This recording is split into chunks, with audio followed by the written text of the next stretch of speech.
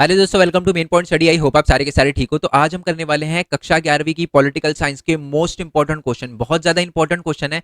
अगर आपने एक भी क्वेश्चन इस पीडीएफ के अंदर छोड़ा ना तो बहुत बड़ी दिक्कत आ जाएगी आपको। ये बात मैं आपको लिख के दे रहा हूँ, और ये बात मेरे को उन बच्चों को बताने की जरूरत भी नहीं है जिन्होंने पिछले साल मेरे से 10th पढ़ी है, या जो अभी 12th में है जिन्होंने पिछले साल मेरे से 11th पढ़ी है। क्यों? क्योंकि जैसे ही बच्चों का एग्जाम खत्म होता है ना, वैसे ही मैं यहाँ पर भरत खोरवाल वाले चैनल पे लाइव लेता हूँ और हर एक क्वेश्चन मैच करवाता हूँ। बच्चों से ही उनका क्वेश्चन पेपर लेता हूँ, ठीक है, टेलीग्राम पे सेंड करवाता हूँ और उनके क्वेश्चन पेपर की पीडीएफ खोलता हूँ, उन्हीं के सामने कमेंट ऑन रखता हूँ और बताता हूँ कि देखो ये वाला क्वेश्चन आ रखा है, ये वाला मोस्ट इंपॉर्टेंट क्वेश्चन की पीडीएफ में है नहीं। हर एक क्वेश्चन मैच करवाता हूँ, ठीक है। तो ये वाले क्वेश्चन तो छोड़ने की बिल्कुल गलती मत करना। और इस वाली वीडियो में हम सेकंड बुक के मोस्ट इंपॉर्टेंट क्वेश्चन करने वाले हैं, यानी राजनीतिक सिद्धांत के मोस्ट इंपॉर्टेंट क्वेश्चन करने वाले हैं। फर्स्ट बुक के मोस्ट इंपॉर्टेंट क्वेश्चन की वीडियो में पहले अपलोड कर चुका हूँ, उसका लिंक भी नीचे डिस्क्रिप्शन में दे रखा है और उसकी पीडीएफ का लिंक भी आपको नीचे डिस्क्रिप्शन में मिल जाएगा, ठीक है। यहाँ तो आप चैनल पे आओगे ना, तो यहाँ पर देखोगे 2-3 वीडियो नीचे कर गई तो आपको फर्स्ट बुक के मोस्ट इंपॉर्टेंट क्वेश्चन मिल जाएंगे, ठीक है जी। आई होप ये बात आपको पता चल गई हो। दूसरी बात, कुछ बच्चे, जब मैंने फर्स्ट बुक के मोस्ट इंपॉर्टेंट क्वेश्चन डाले तो बच्चे ये भी कह रहे थे कि सर हमें ना अपने तरफ से अगर एग्जाम में बनाकर आते हैं ना तो हमें 5 में से 3.5, कभी 3 नंबर, कभी 4 नंबर मिलते हैं। तो बच्चे ऐसा इसलिए होता है क्योंकि आप है ना अच्छे से कॉन्सेप्ट जो है वो नहीं लिख पाते, ठीक है। कुछ बच्चों का आंसर फॉर्मेशन अच्छा होता है, कुछ बच्चों का नहीं होता। तो जिन बच्चों का आंसर फॉर्मेशन नहीं होता है ना, उनके लिए मैं पूरा आंसर समझाता हूँ कि अगर मान लो एग्जाम में कुछ वो भूल भी जाए तो भी अपनी तरफ से बनाकर लिख कर आए। तो इसलिए वीडियो देखना इंपॉर्टेंट है ताकि कॉन्सेप्ट क्लियर हो जाए, ओके। और मैं पीडीएफ इसलिए देता हूँ ताकि आप उसको बाद में लर्न भी कर सको, ठीक है जी। अब बिना टाइम वेस्ट करे हम वीडियो शुरू कर रहे हैं। कुर्सियों की पेटी बांध लो, अपनी जर्नी शुरू करते हैं। तो पहला क्वेश्चन है कि राजनीतिक सिद्धांत क्या है और राजनीतिक सिद्धांत में हम क्या पढ़ते हैं। पहली बात तो मैं आपको बता दूं, राजनीतिक सिद्धांत है ना एक सब्जेक्ट है, एक विषय है जिसके अंदर हम विभिन्न विभिन्न पहलुओं के बारे में पढ़ते हैं। सामाजिक जीवन के बारे में पढ़ते हैं, सरकार के बारे में, संविधान के बारे में, आजादी, समानता, न्याय, लोकतंत्र, धर्मनिरपेक्ष और आदि के बारे में पढ़ते हैं, ठीक है। और ये मूल्य जो है वो किस लिए हमारे लिए सहायक है, ताकि नीति निर्देश कर पाए हम, ठीक है। इन मूल्यों के बारे में हम इसलिए पढ़ते हैं, इन सिद्धांतों के बारे में हम इसलिए पढ़ते हैं ताकि उनसे डिसीजन लेना हमारे लिए आसान हो, ठीक है। तभी हम इन चीजों के बारे में पढ़ते हैं राजनीतिक सिद्धांत में, ठीक है। अब क्वेश्चन ये भी लिखा हुआ आगे कि राजनीतिक सिद्धांत हम क्यों पढ़ते हैं, क्या जरूरत है राजनीतिक सिद्धांत की। एक रीजन तो मैंने आपको बता दिया, क्योंकि राजनीतिक सिद्धांत में हम जो भी नियम पढ़ते हैं उनसे नीति निर्देश करने में हमारी हेल्प होती है, नीति निर्माण करने में हमारी हेल्प होती है। साथ ही में राजनीतिक सिद्धांत से हम जो समाज में परिवर्तन आए हैं या जो आंदोलन हुए हैं या जो भी विकास हुआ है उसके बारे में अध्ययन कर पाते हैं, तथा जो शासन प्रणाली है ना, कि लोकतंत्र है कहीं पर गैर लोकतांत्रिक सरकार है, उनके बारे में भी अध्ययन कर पाते हैं हम राजनीतिक सिद्धांत में, ठीक है ना। कोई दिक्कत नहीं है ना। आई होप ये क्वेश्चन बहुत अच्छे से क्लियर हो गया। जो मैं बोल रहा हूँ ना वो भी सुनना। एग्जाम में है ना कभी कभार ये भी आ जाता है कि राजनीतिक जो सिद्धांत है उससे क्या अभिप्राय है, या राजनीतिक सिद्धांत हमें क्यों पढ़ना चाहिए। अभी आएंगे नीचे वाले क्वेश्चन में, देखो यही लिखा है कि राजनीतिक सिद्धांत का महत्व बताइए। यानी ये जो सब्जेक्ट है जिसमें हम अलग अलग चीजों के बारे में, संविधान, लोकतंत्र, समानता, न्याय, इन सब के बारे में पढ़ते हैं राजनीतिक सिद्धांत में। क्यों पढ़ते हैं, क्या जरूरत है।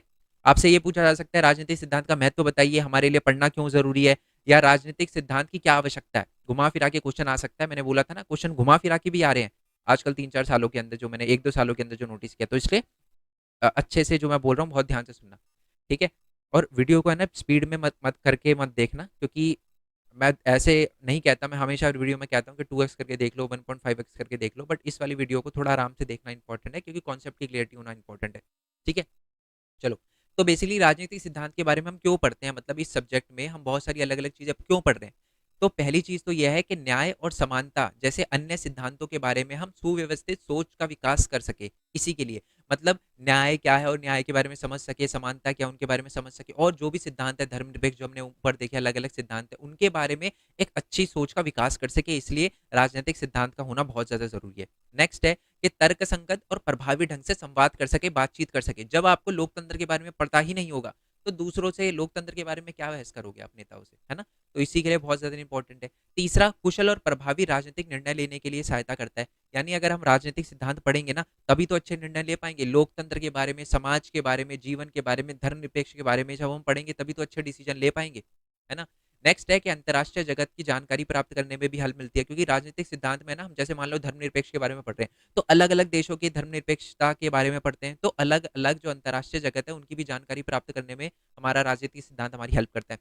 नेक्स्ट है कि भविष्य में जो समस्या हमारे लिए आने वाली है उसका भी उचित निर्णय लेने में नागरिकों की हेल्प करता है। जैसे कि देखो, राजनीतिक में बात कही जाती है कि हिस्ट्री है ना हमेशा अपने आप को रिपीट करती है, ठीक है। तो अगर किसी देश के अंदर कोई दिक्कत आई है तो वो दिक्कत हमारे देश में भी आ सकती है, तो उसको कैसे देखना है ये राजनीतिक सिद्धांत सिखाता है। वाद विवाद तो मैंने आपको बता दिया, वाद विवाद करने में क्या चीज अच्छी है हमारे लिए, क्या चीज़ बुरी है, इसका भी एक तरह से कह सकते हो, इस चीज़ को सीखने के लिए भी राजनीतिक सिद्धांत हमारी हेल्प करता है। शासन व्यवस्था की जानकारी देता है, नीति बनाने में हेल्प करता है, लोकतंत्र की उपयोगिता बताता है और लोकतंत्र के बारे में, अपने अधिकारों को समझने में हमारी हेल्प करता है और अधिकार के लिए हमें क्या कहते हैं कि एक जागरूक बनाता है हमारे अधिकारों के लिए, भविष्य की योजना बनाने में हेल्प करता है, तो हमने ऊपर ही देख लिया था, और अंतर्राष्ट्रीय शांति व सहयोग को भी बढ़ावा देने में हेल्प करता है। नेक्स्ट वाले क्वेश्चन पे आते हैं, राजनीतिक सिद्धांत और राजनीति और राजनीतिक सिद्धांत में क्या अंतर है? ध्यान से सुनना, ये ऐसे ही क्वेश्चन एग्जाम में बच्चों को कंफ्यूज करते हैं। देखो, राजनीति बेसिकली दो शब्दों से मिलकर बना है, राज और नीति। ठीक है, राजनीति वो चीज होती है जो कि राजनेता करते हैं, यानी किसी देश की सत्ता कैसे चलानी चाहिए, सत्ता प्रक्रिया की जब बात होती है तो उसे हम राजनीति कहते हैं। मेरी बात समझ आ गई? बट जब हम राजनीतिक सिद्धांत के बारे में पढ़ते हैं ना, तो राजनीतिक सिद्धांत में हम सरकार और राज्य और लोगों के सारे मूल्यों के बारे में पढ़ते हैं। ठीक है, राजनीति दोबारा से बताता हूँ, राजनीति है ना, दो शब्दों से मिलकर बनी है, जिसका मतलब है नीति और राज। तो बेसिकली राजनीति के अंदर हम ये देखते हैं कि शासन प्रणाली के बारे में देखते हैं। ठीक है, और ये देखते हैं कि सरकार को कैसे काम करना चाहिए और सरकार कैसे निर्णय लेगी, यानी यहाँ पर सिर्फ सरकार के बारे में पढ़ते हैं। बट जब हम राजनीतिक सिद्धांत के बारे में बात करते हैं, तो राजनीतिक सिद्धांत के बारे में, जब राजनीतिक सिद्धांत में हम सरकार के बारे में तो पढ़ते ही पढ़ते हैं, साथ में और भी अलग अलग मूल्यों के बारे में पढ़ते हैं। तो इसका मतलब ये याद रखना कि राजनीतिक सिद्धांत जो है वो बहुत ही ज्यादा बड़ा है, और जो राजनेता है वो बहुत ही छोटा सा पार्ट निभाते हैं, यानी राजनीति करते हैं। ठीक है, जैसे मान लो ये राजनीतिक सिद्धांत है, इसमें बहुत अलग अलग चीजें आती है ना, समाज वगैरह, धर्मनिरपेक्षता, वो, और उसमें एक छोटा टॉपिक आता है जिसका नाम है राजनीति। तो राजनीति जो है वो राजनेता करते हैं, बट एक्चुअल में राजनीतिक सिद्धांत बहुत बड़ा है। ठीक है ना, मेरी बात आपको समझ आ गई ना? देखो एंड में ना ये वाला क्वेश्चन भी लिखा है, राजनेता जो करते हैं उसे कहीं अधिक राजनीति है। राजनेता जो है वो एक छोटा सा पार्ट करते हैं राजनीति का, बट एक्चुअल में राजनीति बहुत ही ज्यादा बड़ी है। यस और नो, क्लियर हो गया आपको? यही बात हमें याद रखनी है। चलो, तो वही पूरी की पूरी बात लिखी हुई है। एग्जाम में ना एक क्वेश्चन और आता है आपको जो कंफ्यूज कर देता है, राजनीतिक सिद्धांत जो है क्या वो गणित के समान है? ठीक है, राजनीतिक सिद्धांत जो हमारा पॉलिटिकल थ्योरी है वो मैथ से कैसे अलग है? ठीक है, देखो मैथ्स जो होती है ना वो फॉर्मूले पे बेस होती है, उसकी एक मूल परिभाषा होती है ना, हमेशा उसकी जो डेफिनेशन है सेम रहती है, और उसको निपटाने के लिए भी सेम अवधारणा स्थित है। अगर मैं आपको बोलूँ कि प्लस करो तो आप प्लस ही करोगे, मैं बोलूँ दो को दो में दो जोड़ोगे तो आप क्या करोगे? आप प्लस करोगे, हमेशा प्लस करोगे। अगर मैं आपको बोलूं कि 2000 हजार और 2000 कितने होते हैं, तो आप प्लस करोगे, एक ही फॉर्मूला यूज करोगे। बट राजनीतिक सिद्धांत में ना अलग अलग तरीके से चीजों को देखा जाता है, हमेशा एक ही अवधारणा जो है वो नहीं अपनाई जाती। जैसे कि मान लो कुछ आंदोलन ऐसे होते हैं जिसमें वॉयलेंस का यूज किया जाता है, कुछ आंदोलन ऐसे होते हैं जिसमें प्यार से बात मनवाई जाती है, कुछ आंदोलन जो होते हैं अलग होते हैं। तो राजनीतिक सिद्धांत जो है वो जो है किसी एक अवधारणा पे स्थित नहीं है, उसमें विभिन्न विभिन्न अवधारणा होती है, बट गणित जो है वो फॉर्मूले पे बेस होती है और हमेशा सेम ही परिभाषा होती है इसकी। राजनीतिक सिद्धांत की परिभाषा जो होती है वो बदलती रहती है, ये बात याद रखना। आई होप ये बात आपको क्लियर हो गई हो। ठीक है, आंसर भी रीड करते रहना, वैसे तो मैं समझा ही रहा हूँ, आपको क्लियर हो ही जाएगा। देखो गणित का पॉइंट यहाँ भी लिखा हुआ है, एक है ना पॉइंट ये भी आ सकता है कि राजनीतिक सिद्धांत है ना गणित की जगह साइंस लिखा जाता है, तो वो भी बात सेम है। ठीक है, जो साइंस होती है, यानी अगर आपसे पूछे राजनीतिक सिद्धांत जो है वो हमारी साइंस से, हमारे विज्ञान से कैसे अलग है, तो आपको बताना साइंस एक्सपेरिमेंट पे बेस होती है, और हमेशा एक्सपेरिमेंट का जो रिजल्ट आता है वो हमेशा समान होता है। अगर आप एसिड और बेस को मिलाओगे तो न्यूट्रल ही बनेगा हमेशा। बट अगर आप राजनीतिक सिद्धांत में जो भी निर्णय होते हैं ना उनका जो रिजल्ट है वो अलग अलग आ सकता है, कोई कोई आंदोलन जो होता है वो सफल हो जाता है, कोई कोई आंदोलन सफल नहीं हो पाता, तो हमेशा सेम रिजल्ट नहीं आता किसी भी चीज का, किसी भी आंदोलन का। ठीक है, नेक्स्ट है कि महात्मा गांधी ने एक बार ये बात बोली थी कि राजनीति ने है ना हमें एक सांप की कुंडली की तरह है ना जकड़ के रखा हुआ है, घेरा हुआ है उसने, और उससे लड़ने के अलावा हमारे पास कोई उपाय नहीं है अवलोकना को स्पष्ट करे, यानी इसको बताना है। तो गांधी जी ने ये बात क्यों करी थी? गांधी जी ने कहा था कि ना अगर हमें किसी भी देश का विकास करना है ना, तो सबसे इंपॉर्टेंट चीज है कि वो लोग साथ में आए, है ना, और जब वो साथ में आएंगे तो साथ में सामूहिक निर्णय ले, और सामूहिक निर्णय लेने के लिए सबसे इंपॉर्टेंट चीज है राजनीति, है ना। हमने यही देखा था ना ऊपर, राजनीति या राजनीतिक सिद्धांत में हम क्या पढ़ते हैं कि डिसीजन मेकिंग लेने के बारे में, सामूहिक निर्णय लेने के बारे में, कि सारे के सारे लोग साथ बैठे, और सारे के सारे लोग साथ बैठे निर्णय ले, उसके लिए सबसे इंपॉर्टेंट है राजनीति करना।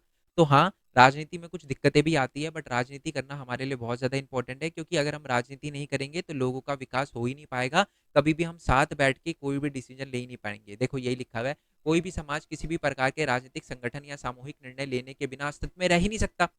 अगर हम सारे के सारे इकट्ठा होते हैं, आप जिस एरिया के अंदर रहते हो वो भी राजनीति है। आपने देखा हो ना बहुत सारे लोग, कोई बाहर का अगर आपके एरिया के पार्क के अंदर आ जाता है तो आप उसे बोलते हो भाई हमारे पार्क में क्या, ये भी तो एक तरह की राजनीति है। आपके फिर आपके पड़ोस पड़ोस वाले भी आपके साथ आ जाते हैं कि हाँ भाई ये तो हमारा पार्क है, कैसे आ रहे हो। तो ये भी तो राजनीति है। तो राजनीतिक संगठन जो है होता है वो होगा ही होगा, सामूहिक निर्णय जो है उसके बिना कोई काम हो ही नहीं सकता किसी भी देश के अंदर। तो इसलिए इसके अंदर राजनीति के अंदर बुराइयां हो सकती है, बट राजनीति करना बहुत आवश्यक है, तभी कोई समाज जो है वो चल पाएगा। ठीक है, और वो बना रहेगा समाज। आई होप ये बात आपको क्लियर हो गई हो, बाकी तो रीड करना है आपको। ओके, अब ये है ना, जैसे मैंने बोला राजनीतिक और राजनीतिक विज्ञान में क्या अंतर है ये मैंने आपको बता दिया। विज्ञान जो होता है वो सिंपल फॉर्मूले पे बेस होता है। अच्छा, राजनीतिक विज्ञान पूछा, सॉरी, राजनीति और राजनीतिक विज्ञान में क्या अंतर होता है, यानी पॉलिटिक्स में और पॉलिटिकल साइंस में क्या अंतर होता है। राजनीतिक विज्ञान और राजनीति दो अलग अलग धारणाएं हैं। राजनीति विज्ञान का जन्म राजनीति से पूर्व हुआ है, यानी राजनीति विज्ञान है ना पहले आई थी, ठीक है, और राजनीति बाद में आई थी। राजनीति का मतलब मैं आपको बता देता हूँ। तो यह ये नैतिकता पर आधारित होती है। राजनीतिक विज्ञान जो होता है वो नैतिकता पे आधारित होता है। राजनीति अवसर व सुविधा पर आधारित होता है। इसका क्या मतलब है, राजनीति है ना, राजनीति में है ना कभी भी बुरी चीज सिखाई नहीं जाती, क्योंकि एक सब्जेक्ट है, सब्जेक्ट में तो अच्छी चीज सिखाई जाती है ना। राजनीति एक सब्जेक्ट है जिसमें अच्छी चीज सिखाई जाती है, बट राजनीति वो चीज है जो लोग एक्चुअल में करते हैं, जो कि अवसर और सुविधा पे डिपेंड होता है। मतलब अपनी सुविधा के अनुसार राजनीति में चेंज किए जा सकते हैं। बट राजनीति विज्ञान एक सब्जेक्ट है जिसके अंदर बेसिकली लोगों, मैं दोबारा से बता देता हूँ, बहुत ध्यान से सुनना, मैं नहीं चाहता आप गलती करो। राजनीति विज्ञान एक सब्जेक्ट है और माना जाता है राजनीति विज्ञान राजनीति से पहले आया था। राजनीति विज्ञान में नैतिकता सिखाई जाती है, जबकि जो राजनीति होती है ना वो अवसर और सुविधा पर आधारित होती है। और ये जो होती है वो लोग अपने हिसाब से उसको ढाल सकते हैं या ढालते हैं। अगर कुछ बुरा करते हैं तो वो राजनीति है, ठीक है, क्योंकि राजनीति विज्ञान तो अच्छा ही सब सिखाती है सबको, ठीक है। बट ये दोनों है ना सिक्के के दो पहलू हैं। ऑब्वियसली बात है कि राजनीति, अगर कोई बंदा राजनीति विज्ञान के बारे में पढ़ेगा तो वो कभी ना कभी उस राजनीति विज्ञान में जो उसने पढ़ा उसका मिसयूज भी करेगा, है ना, वो अपना फायदा भी ढूंढेगा। जैसे कि मान लो मैं तो नहीं अपना एग्जाम्पल ही लूंगा। कोई पर्सन है, उसने राजनीति विज्ञान के बारे में पढ़ लिया, या मान लो उसने न्याय के बारे में पढ़ लिया, बट अब वो क्या है, हमेशा हमेशा ये देखेगा कि राजनीति विज्ञान में जो उसने न्याय पढ़ा उसको अपने फायदे के लिए कैसे यूज करे। अब इस चीज को हम राजनीति कहेंगे। ठीक है जी, चलो, बहुत डीप में समझा रहा हूँ क्योंकि आधा मार्क्स भी नहीं कटवाना चाहता, साफ सीधी बात। नेक्स्ट है कि लोकतंत्र के सफल संचालन के लिए सतर्क नागरिक का होना क्यों आवश्यक है। सतर्क का मतलब एक ऐसा नागरिक जिनको अभी अपने अधिकारों के बारे में पता हो। देखो, अगर लोकतंत्र देश है और जहां पर लोगों को अपने अधिकारों के बारे में पता होगा तो वो कहीं ना कहीं सरकार की नीतियों के बारे में जागरूक होंगे और सरकार की नीतियों को भी प्रभावित कर पाएंगे, है ना। अलग अलग मुद्दों पर चर्चा वगैरह कर पाएंगे, बहस वगैरह कर पाएंगे, और एक राय बनाकर एकजुट होकर सरकार की नीतियों को के विरुद्ध भी खड़े हो सकते हैं। और अगर सरकार से बेसिकली सरकार को कोई नीति लागू करने के लिए प्रोत्साहित भी कर सकते हैं। ठीक है, नेक्स्ट है कि लोकतंत्र, चूंकि लोकतंत्र नागरिकों द्वारा और नागरिकों के लिए सरकार के बारे में है, नागरिकों की सतर्कता लोकतंत्र के सफल कामकाज के लिए को गति देता है। यानी जो राजनीतिक हमारे राजनीति कह रहा हूँ, हमारी जो क्या लिखा था ऊपर पॉइंट, सतर्क, हाँ, सतर्क नागरिक जो होता है वो लोकतंत्र के लिए बहुत इंपॉर्टेंट होता है। मतलब एक ऐसा नागरिक जिसको अपने अधिकारों के बारे में पता हो, वो बहुत ज्यादा इंपॉर्टेंट होता है लोकतंत्र को चलाने के लिए। क्योंकि अगर लोगों को अपने अधिकारों के बारे में पता नहीं होगा तो सरकार या शासन जो है उसका फायदा उठा पाएगा और लोगों से कुछ भी करवाने के लिए राजी हो जाएगा या राजी कर लेगा लोगों को कुछ भी करवाने के लिए। ठीक है, तो इसलिए सतर्क नागरिक का होना बहुत ज्यादा जरूरी है। ओके, स्वतंत्रता क्या होती है। स्वतंत्रता का मतलब होता है जहां पर बाधाओं का अभाव हो। बाधाओं का मतलब होता है प्रतिबंध का अभाव हो, जहां पर किसी भी टाइप का प्रतिबंध ना हो, किसी भी प्रकार की लिमिटेशन ना हो, या मैं इसको इंग्लिश में बोलूँ तो किसी भी प्रकार का कॉन्फ्लिक्ट ना हो। और कौन सा कॉन्फ्लिक्ट, बाहरी बाधा। इसका मतलब है, लेट्स एज्यूम कि आप है ना जैसे कि मान लो आप बाहर जाना चाहते हो बट आपको बाहर जाने नहीं दिया जा रहा, आपके गेट पे कोई खड़े हुए और बोल रहे हैं कि आप बाहर नहीं आ सकते यहाँ से। तो ये क्या है, ये बाहरी बांधा है जो कि नहीं होनी चाहिए। अगर ये नहीं है, भारी बांधा नहीं है, तो हम कहेंगे कि स्वतंत्रता है। अभी आप देखो, घर से कभी भी बाहर निकल सकते हो, कभी भी अंदर आ सकते हो वो घर वाले और दो गाली बकेंगे कि आप अगर लेट कहीं बाहर निकलोगे। मतलब वैसे तो आप अपनी मर्जी से जा सकते हो ना, आप पे कोई बंदिश नहीं है, आप कभी बाहर जा सकते हो, कभी भी अंदर जा सकते हो। आप अपना पेरेंट्स का एग्जाम्पल ले सकते हो। तो वो क्या है, स्वतंत्रता है, क्योंकि उन पर कोई भारी बंदिश नहीं है। ठीक है, अब क्वेश्चन ये आता है कि प्रतिबंध, हमें प्रतिबंधों की भी आवश्यकता होती है। ऐसा नहीं है कि कभी भी प्रतिबंध नहीं लगे होते, प्रतिबंध होते हैं। अभी जैसे मैंने बोला कि आपके बाहर कोई लोग खड़े और वो बोल रहा है कि आप बाहर नहीं आ सकते, ये बात सही है। ठीक है, इसको हम ये बोलेंगे कि हमारी स्वतंत्रता छीनी जा रही है। बट कभी कभार प्रतिबंध होना आवश्यक भी हो जाता है। मान लो आपके घर के बाहर दंगे हो रहे हैं, है ना, और आपको पुलिस बोल रही है कि बाहर नहीं आना, तो ये आपके अच्छे के लिए, आपके बुरे के लिए? आप ऑब्वियसली आपके अच्छे के लिए। तो ऐसे प्रतिबंध होना आवश्यक है ना? ऐसा क्यों? ताकि हिंसा से बचे, लड़ाई झगड़ा ना हो, सारे के सारे लोग है ना वो शांति से रहे, समन्वय रहे, सद्भाव रहे लोगों में, ठीक है?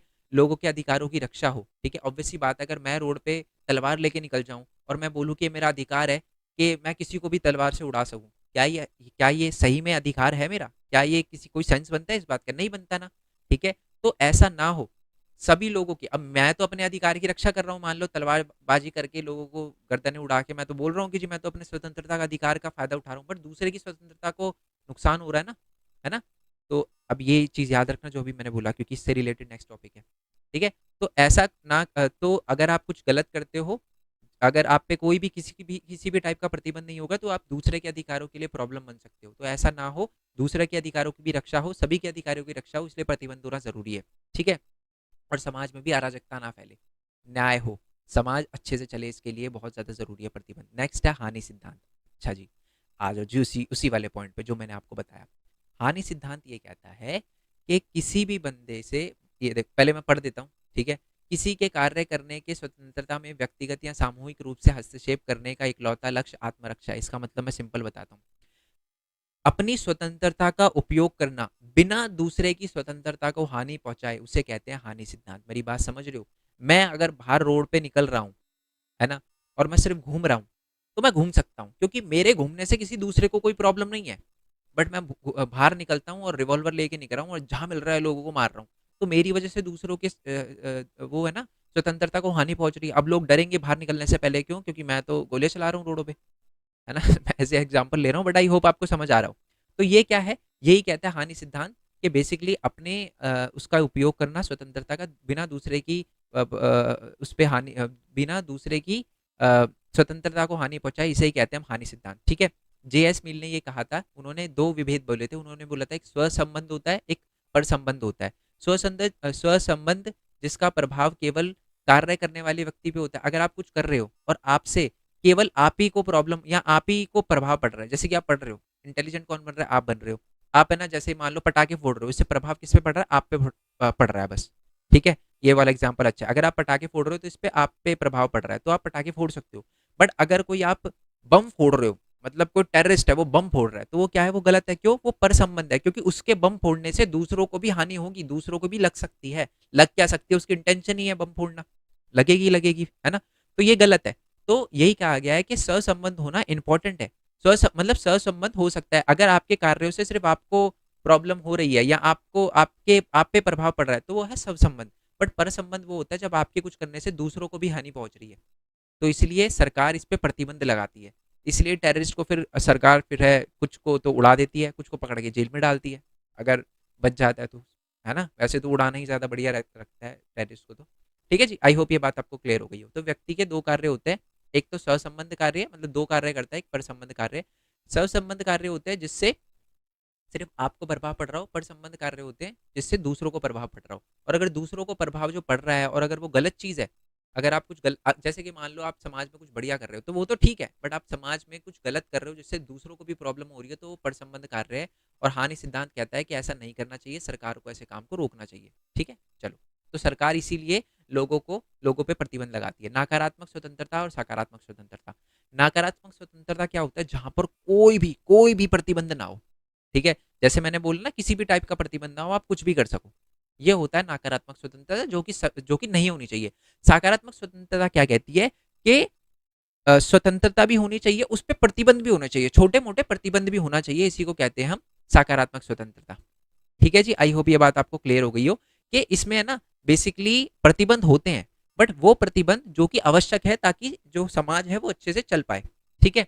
नेक्स्ट है कि इच्छा अनुसार कार्य करने की छूट होती है तथा व्यक्ति के कार्यों पर कोई प्रतिबंध नहीं होता। यदि राज्य लोक कल्याण के लक्ष्य को प्राप्त करना चाहता है तो प्रतिबंध महत्वपूर्ण है। यही मैंने बताया कि सकारात्मक में वो होते हैं, प्रतिबंध होते हैं, ठीक है? बट इतने प्रतिबंध होते हैं ताकि समाज ढंग से चल पाए, ठीक है? इसमें कोई प्रतिबंध नहीं होता। नेक्स्ट है कि समाज में, अच्छा एक और बात, मैं इसका एक और एग्जांपल दे दूं। जैसे इसका एक और एग्जांपल है सुसाइड।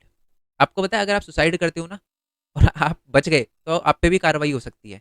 तो अब इसको ना मैं इजीली समझाता हूँ। अगर कोई बंदा, अगर मान लो कोई सुसाइड करता है, तो ये क्या है, वो बोलेगा यार मैं सुसाइड कर रहा हूँ, उससे मेरे को ही फर्क पड़ रहा है, दुनिया को क्या फर्क पड़ रहा है, तो मेरे को करने दो सुसाइड। तो ये है नकारात्मक स्वतंत्रता, वो कह रहा है मेरे को कुछ भी करने दो, बट ये गलत है ना। तो इसीलिए नकारात्मक स्वतंत्रता गलत मानी जाती है। सकारात्मक स्वतंत्रता कहते हैं कि आप, अब अगर सकारात्मक स्वतंत्रता में क्या होता है, अगर कोई सुसाइड करेगा तो उसे रोका जाएगा कि जी नहीं ऐसा मत करो, चाहे बेशक आप ही को प्रभाव पड़ रहा है, बट गलत कर रहे हो आप। ठीक है, आई होप ये बात आपको क्लियर हो गई हो। नेक्स्ट है, वैसे मैं बता दूं, अगर कोई भी बंदा, अगर पहली बात तो ये सुसाइड का तो मेरे को समझ ही नहीं आता, हर बंदे की लाइफ में प्रॉब्लम होती है, किसी में कम होती है, किसी में ज़्यादा होती है। तो सुसाइड कभी नहीं करना चाहिए, भगवान ने भेजा है, इंसान बनाया है, तो प्रॉब्लम भी देगा थोड़ी बहुत, तो उसको सॉल्व कैसे करो वो देखना चाहिए, हेल्प मांगो लोगों से। और ऐसा कुछ नहीं होता, लोग कहते हैं ना कि किसी के मरने से किसको फर्क, भाई बहुत पड़ता है, और कुछ नहीं तो, और कुछ नहीं तो उसके जानने वालों को तो पहुंचता है ना, तो नहीं करना चाहिए, है ना।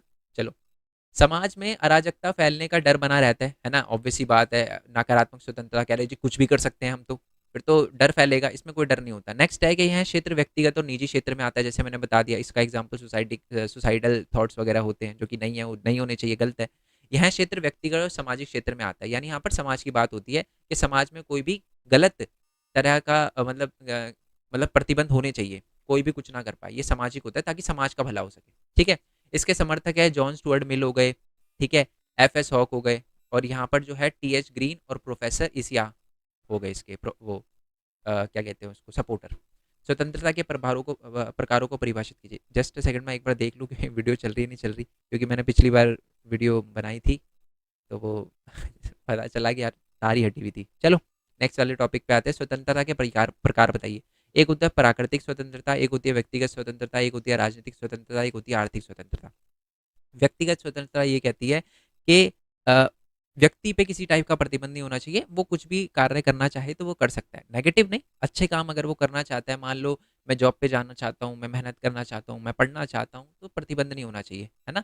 जैसे कोई लड़की है, उसके घर वाले बोल रहे हैं कि नहीं आप नहीं पढ़ सकते, तो उसको स्वतंत्रता है पढ़ने की, है ना, वो पढ़ सकती है। एक प्राकृतिक स्वतंत्रता है जो कि होनी चाहिए। ठीक है, नेक्स्ट है व्यक्तिगत स्वतंत्रता। व्यक्तिगत स्वतंत्रता यानी कि अगर जैसे कि अपनी बातें बोलने का अधिकार होना चाहिए, जीवन की सुरक्षा अधिकार होना चाहिए, है ना, अपने विचार को प्रकट करने का अधिकार होना चाहिए, ये होता है व्यक्तिगत स्वतंत्रता, है ना, अपनी बातों को बोलने का अधिकार। ठीक है, अब आप बोलोगे सर प्राकृतिक स्वतंत्रता और इसमें क्या फर्क पड़ता है, देखो, प्राकृतिक स्वतंत्रता से आपको फर्क पड़ रहा है, व्यक्तिगत स्वतंत्रता से ये है कि आप जो बोल रहे हो ना, शायद उससे दूसरों को प्रभाव पड़ सके। ठीक है, बट इतना प्रभाव नहीं पड़ रहा कि आपकी व्यक्तिगत स्वतंत्रता पे, जैसे कि मान लो कोई पॉलिटिशियन है, कोई गलत काम कर रहा है, मैंने बोला कि आज जी आप गलत कर रहे हो, तो ये क्या है, ये व्यक्तिगत स्वतंत्रता है, क्योंकि मैंने अपनी बात रखी, अब उसको क्या फर्क पड़ रहा है, उससे मेरे को कोई मतलब नहीं, बट जो मैं बोल रहा हूँ सही बोल रहा हूँ, यह है व्यक्तिगत स्वतंत्रता। प्राकृतिक स्वतंत्रता जैसे मैंने बताया, किसी बच्ची को पढ़ने नहीं दिया जा रहा, बोला कि नहीं आप नहीं पढ़ सकते, घर वाले बोल रहे हैं, बट वो पढ़ना चाहती है, उसको पढ़ने दिया जाना चाहिए, ये है उसकी प्राकृतिक स्वतंत्रता। क्लियर हो गया, चलो। राजनीतिक स्वतंत्रता क्या होता है, इसका मतलब होता है कि राजनीतिक कार्यों में जो भाग लेने का अधिकार होना चाहिए, वोट लड़ने का अधिकार होना चाहिए, चुनाव लड़ने का अधिकार होना चाहिए, वोट, ये सारे के सारे अधिकार आते हैं। आर्थिक अधिकार क्या होता है, आर्थिक अधिकार क्या मतलब क्या होता है, कि कारोबार, कोई भी बिजनेस करने का अधिकार होना चाहिए उसको, है ना, और कोई भी उस पर लिमिटेशन नहीं होनी चाहिए, किसी भी का भी वितरण कर सके, कोई भी चीज़ खरीद सके, है ना, कोई भी चीज़ से मतलब चीज़ें जो उसके उपयोग में है, जो वस्तु जिसका वो यूज़ करना चाहता है वो खरीद सके और बेच सके। ठीक है, चलो नेक्स्ट है अभिव्यक्ति की स्वतंत्रता का मतलब क्या होता है। अभिव्यक्ति की स्वतंत्रता का मतलब होता है अपनी बात लिखकर, बोलकर, है ना, भाषण से अपनी बातों को बताना, इसी को ही कहते हैं अभिव्यक्ति की स्वतंत्रता। ठीक है, इसमें ना गैर हस्तक्षेप यानी नकारात्मक स्वतंत्रता के नियम क्षेत्र में से संबंधित होता है। ठीक है, मैं आपको ये भी बता दूं कि ना, अभिव्यक्ति की स्वतंत्रता को बोला जाता है कि ये नकारात्मक स्वतंत्रता है। नकारात्मक का मतलब है कि इसमें ना बंदा कुछ भी बोल सके, बट इसमें भी एक प्रतिबंध लगाया जाता है। इसमें प्रतिबंध ये लगाया जाता है कि आप है ना कुछ भी ऐसा नहीं बोल सकते जिससे समाज में लड़ाइयाँ हो, समाज में दंगे हो, खून खराबा हो, ये नहीं कर सकते आप। मेरी बात समझ गए। जैसे कि एक इसमें है ना एक एग्जाम्पल, वैसे तो आप कोई भी लिख सकते हो अपनी तरह से एग्जाम्पल, बट ये एक एग्जाम्पल दे रखा है कि मान लो इंग्लैंड का कोई शाही घराना है, उसके कर्मचारी है, उनको कुछ बात पता चलती है, आंतरिक मामलों का वो खुलासा कर रहे हैं, तो उनकी पर्सनल चीज़ों का खुलासा कर रहे हैं ना वो, तो ये गलत है ना। क्यों? क्योंकि इससे क्या है कि समाज में उन लोगों को दिक्कत हो, अब पर्सनली तो कोई कुछ भी कर सकता है ना। अगर फैमिली में कोई लड़ाइयाँ चल रही है, कोई भी दिक्कत है, और वो जाकर वो बाहर बता रहे हैं, वो जो उनके कर्मचारी हैं जो उनमें वर्क करते हैं उस इंग्लैंड के शाही घराने में, तो ये गलत है। इसका मैं एक और एग्जांपल देता हूँ, मान लो कोई मंत्री है, कोई कुछ कर रहा है और मेरे को उसकी पॉलिसी समझ नहीं आ रही, मैं उसको बोल रहा हूँ भाई क्या कर रहे हो, आप गलत काम कर रहे हो, ये कर यहाँ तक ठीक है। फिर मैं उसको गालियाँ देने लग गया, उसकी मम्मी पापा पे बोलने लग गया, उसकी बहनों पे बोलने लग, फैमिली मेंबर पे बोलने, गलत है ना ये। तो ये होता है जी अभिव्यक्ति की आज़ादी, बट इस पे भी प्रतिबंध है। नेक्स्ट वाले क्वेश्चन पे आते हैं, स्वतंत्रता का उदारवादी और मार्क्सवादी मॉडल बताइए। उदारवादी का क्या मतलब होता है? उदारवादी लोग कहते हैं कि जी मुक्त बाजार होना चाहिए। इसका मतलब मैं आपको बता देता हूँ, ये है ना हमारे आर्थिक स्वतंत्रता से रिलेटेड है। ओके, उदारवादी लोग जो है ना वो ये कहते हैं कि समाज में आप जो है आपको एक तरह से आप कह सकते हो चीज़ें खरीदने का, बेचने का पूरा पूरा अधिकार होना चाहिए। ठीक है, आपको समाज मतलब सरकार है ना कम से कम इंटरफेयर करे, मुक्त व्यापार की नीति होनी चाहिए और सरकार है ना कम से कम इंटरफेयर करे, उन्हें कहते हैं उदारवादी स्वतंत्रता।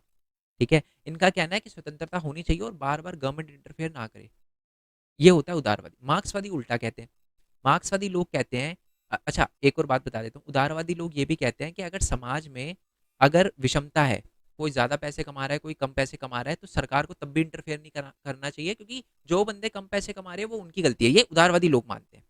वो मेहनत करेंगे तो ज़्यादा पैसे कमाएंगे, ऐसा कहते हैं उदारवादी लोग। इनका ये भी मानना है कि जो कल्याणकारी जो वो होता है ना, वो कहते हैं कि कल्याणकारी काम होने चाहिए, गरीब लोगों के होने चाहिए, बट बहुत ही ज़्यादा गवर्नमेंट का इंटरफेयर नहीं होना चाहिए।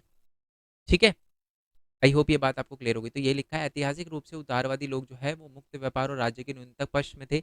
हालांकि अब जो है, पहले तो वो ये कहते थे गवर्नमेंट को इंटरफेयर ही नहीं करना चाहिए, अब जो है वो कह रहे हैं कि नहीं ठीक है, अगर बहुत ही ज़्यादा उसमें दिक्कत है समाज में, तो जो बहुत ही लोग गरीब हैं उनके लिए आप आर्थिक असमानता को ख़त्म कर सकते हो।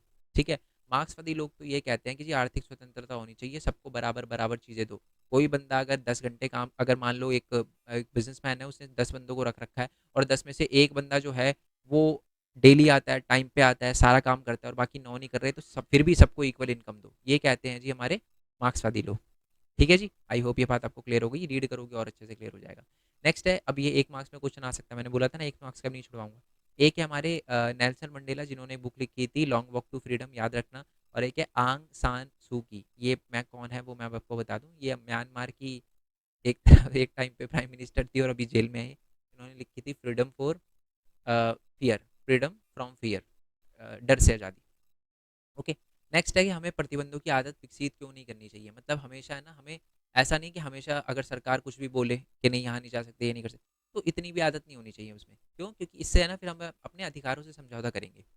ठीक है, जैसे कि मान लो अगर ये बोला कि अगर मान लो कोई बंदा है, वो किसी पर्टिकुलर जाति से है, धर्म से है, या किसी से भी है, या कोई, चलो लड़की का एग्जाम्पल लेते हैं, उसे बोला जाता है कि आप इस जॉब में नहीं जा सकते, कि जी क्यों नहीं जा सकते, क्योंकि आप लड़की हो, ऐसा बोला उन्होंने, और आप आ गए। क्यों? क्योंकि आपने बोला कि यार मेरे पे तो प्रतिबंध लगा हुआ है, मैं तो लड़की हूँ इसलिए जॉब पे नहीं जा सकती। मतलब उस जॉब पे कोई भी जा सकता है, बट आपको रोक लिया गया, है ना। तो अब क्या है कि ऐसा भी नहीं होना चाहिए कि अब ये प्रतिबंध तो गलत है, तो अगर हमें ऐसी प्रतिबंधों की आदत हो जाएगी ना, तो फिर हम अपने अधिकारों से समझौता करने लगेंगे कि नहीं यार ऐसा तो यही है, ऐसा नहीं होना चाहिए। इसलिए बेसिकली अगर हमें प्रतिबंधों के, अगर कोई अच्छा प्रतिबंध नहीं है, कोई प्रतिबंध है जो समाज के कल्याण के लिए है, तब ठीक है, बट अगर कोई प्रतिबंध ऐसा है जो कि बिना बिना फजूल है, जिसका कोई वो नहीं है, जो डिस्क्रिमिनेशन को बढ़ावा देता है, ऐसे नहीं होना चाहिए। नेक्स्ट क्वेश्चन है कि लिबर्टी और फ्रीडम में क्या डिफरेंस होता है। एक्चुअल में हिंदी के अंदर दोनों वर्ड का मतलब स्वतंत्रता ही होता है, बट दोनों में डिफरेंस है। ठीक है, मैं बोलना चाहूँगा कि इसको आप एज इट इज़ याद करना, क्योंकि इसको समझाने में मेरे को बहुत टाइम लगेगा। मैंने जब इस चैप्टर की वीडियो डाली थी, बहुत ही आराम से समझाया था मैंने पूरा का पूरा टॉपिक। ठीक है, और उसी में मेरे को 15 मिनट लगे थे, क्योंकि पूरा मैंने एग्जाम्पल देके समझाया था। बट मैं फिर भी बताता हूँ, व्यक्तिगत मुक्त व्यक्ति की स्थिति होती है, इसे स्वतंत्र इच्छा की अवस्था कहते हैं। कार्य करने की शक्ति होती है, निर्णय लेने की शक्ति होती है, और कुछ करने की स्वतंत्रता होती है, और किसी से स्वतंत्रता होती है। जब हम लिबर्टी की बात करते हैं, तो मान लो अब आपको किसी ने पकड़ के रखा हुआ है, जाने नहीं दे रहा कहीं, तो उसमें उस टाइम आपको लिबर्टी चाहिए। ठीक है, बट आप मान लो आप सीए करना चाहते हो या कोई जॉब करना चाहते हो, तो उस टाइम उस निर्णय लेने की शक्ति, तो कुछ करने की स्वतंत्रता को हम फ्रीडम कहेंगे। तो आप ये, जैसे कि मान लो अगर मान लो आपको कोई पर्टिकुलर जॉब करनी है, तो आप ये बोलोगे अपने पेरेंट्स से कि मेरे को आर्टिस्ट बनने की फ्रीडम दो। ठीक है, आप ये नहीं बोलोगे कि मेरे को आर्टिस्ट बनने की लिबर्टी दो, आप बोलोगे मेरे को आर्टिस्ट बनने की फ्रीडम दो। और इस केस में आप बोलोगे, अगर मान लो किसी कोई आपको जाने नहीं दे रहा, तो आप बोलोगे मेरे को लिबर्टी चाहिए आपसे, मेरे को आज़ादी चाहिए आपसे। ठीक है जी, क्लियर हो गया। चलो नेक्स्ट आते हैं कि समानता। समानता का क्या अर्थ होता है? समानता का मतलब होता है बिना भेदभाव के सबके साथ समान व्यवहार करना, यही होता है समानता। समानता हमारे लिए क्यों महत्व है? क्योंकि समाज में समान अधिकार होना बहुत ज़्यादा ज़रूरी है। मनुष्य समान महत्व और समान सम्मान का अधिकार है। मतलब समान महत्व का और सम्मान, ये सम्मान होना चाहिए था। सम्मान का अधिकार है मतलब उसको सम्मान भी मिलना चाहिए इक्वल, और समान महत्व भी मिलना चाहिए। और इसीलिए सब जो मनुष्य हैं उनको समानता दी जानी चाहिए, ताकि देश का भी विकास हो, उस मनुष्य का भी विकास हो, और पूरा जो है वो अपने जो आप कह सकते हो कि अपनी कौशल को अच्छे से उपयोग कर सके, इसीलिए समानता का अधिकार दिया गया है। ठीक है, क्या क्या बोला मैंने? समाज का कल्याण हो, उस व्यक्ति का कल्याण हो, देश का कल्याण हो, और साथ ही में वो अपने मतलब अपने अपने सामने दी गई आर्थिक या अपने सामने दी गई जो भी अवसर है उसका ढंग से उपयोग करे कर सके, उसके लिए भी समानता बहुत ज़्यादा उपयोगी है। ठीक है, नेक्स्ट वाले क्वेश्चन पे आते हैं। समानता के तीन वो प्रकार बताइए, तो बताइए आपको। एक तो इसमें है ना, मैंने अच्छा वो राजनीतिक भी होता है, ये लिखा ऊपर, आज मैं यही कह रहा, राजनीतिक आ गया। राजनीतिक समानता होती है कि आपको राजनीति में भाग लेने का अधिकार होना चाहिए, आप वोट डाल सकते हो। ठीक है, आपको स्वतंत्रता की आपको अभिव्यक्ति की आज़ादी होनी चाहिए, कुछ भी बोलने की आज़ादी, तो ये होती है राजनीतिक समानता। अगर कोई पॉलिटिशियन अच्छा नहीं लगता तो उसके खिलाफ बोल सकते हो आप।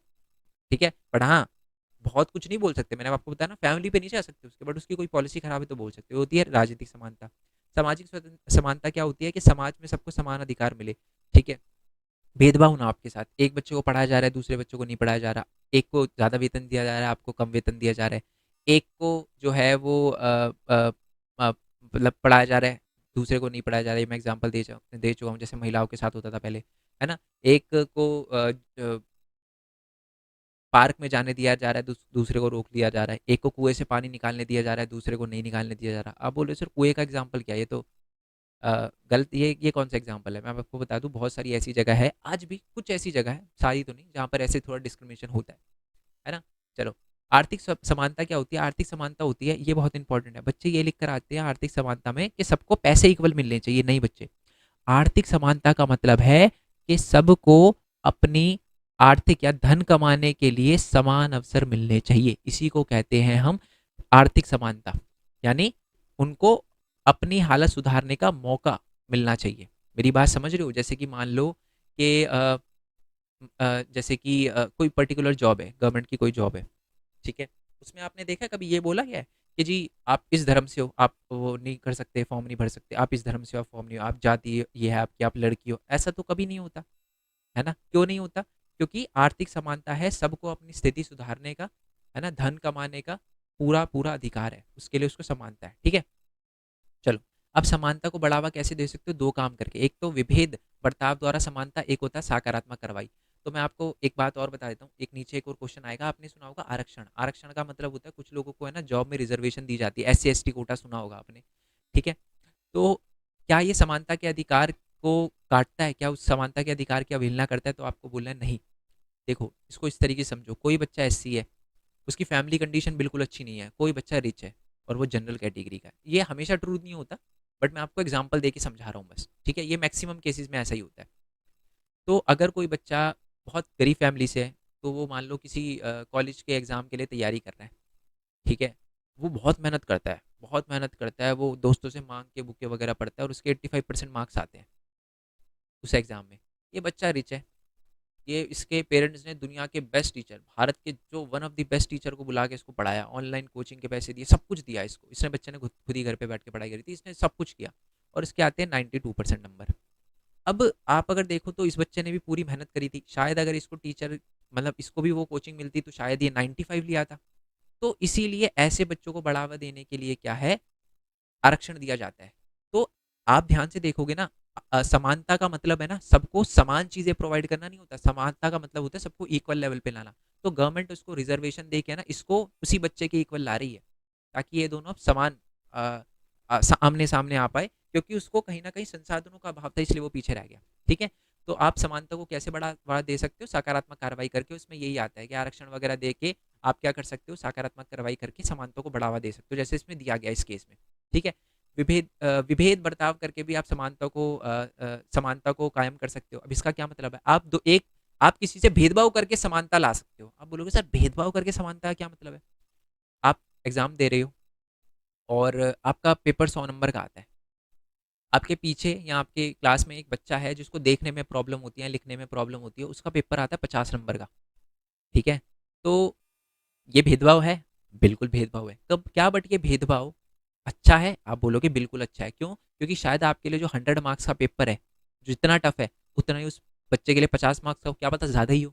उसके लिए 50 मार्क्स करना भी बहुत बड़ी बात हो, बहुत मेहनत लग रही है, उसको समझ नहीं आ रहा हो, है ना? तो उसके लिए वो बहुत ज़्यादा टफ हो जाता है। आपने देखा भी होगा, बहुत सारे बच्चे जो होते हैं ना, उनको 20 मिनट या आधा घंटा जो है थोड़ा एक्स्ट्रा मिलता है। पेपर तो 100 मार्क्स का ही आता है, बट टाइम एक्स्ट्रा मिलता है ना? तो किस लिए? ताकि वो दोनों के दोनों सेम लेवल पे आ जाए। तो आपने क्या किया, भेदभाव करके भी आप क्या कर रहे हो, आप इक्वालिटी ला रहे हो। इसमें देखो, बच्चों के लिए, जो विकलांग बच्चे होते हैं उनके लिए रैंप बनाया जाता है कि वो उनके जीने चढ़ना उनके लिए ईजी नहीं होता, तो उनके लिए रैंप वगैरह भी बनाया जाता है। अच्छा है, ये भी बहुत बढ़िया है ना? नेक्स्ट है कि हम समानता को बढ़ावा कैसे दे सकते हैं, वही बताया, औपचारिक समानता करके, है ना? कानूनी वो लाकर, लोगों को विशेष अधिकार देके, है ना? रीति रिवाजों को, जो बुरे रीति रिवाज है उसको खत्म करके, ओके। और बहुत सारे जो व्यवसाय हैं उसमें महिलाओं को आगे बढ़ावा देकर, ओके। दो तरह की असमानता होती है, एक तो होती है प्राकृतिक असमानता और एक होती है सामाजिक असमानता। प्राकृतिक असमानता होती है जो आपके साथ पहले से है। अगर मैं पहले से ही ऐसा पैदा हुआ हूँ, जिससे मान लो मेरे को देखने में प्रॉब्लम हो रही है, तो ये प्राकृतिक असमान, मैं इसमें कुछ नहीं कर सकता।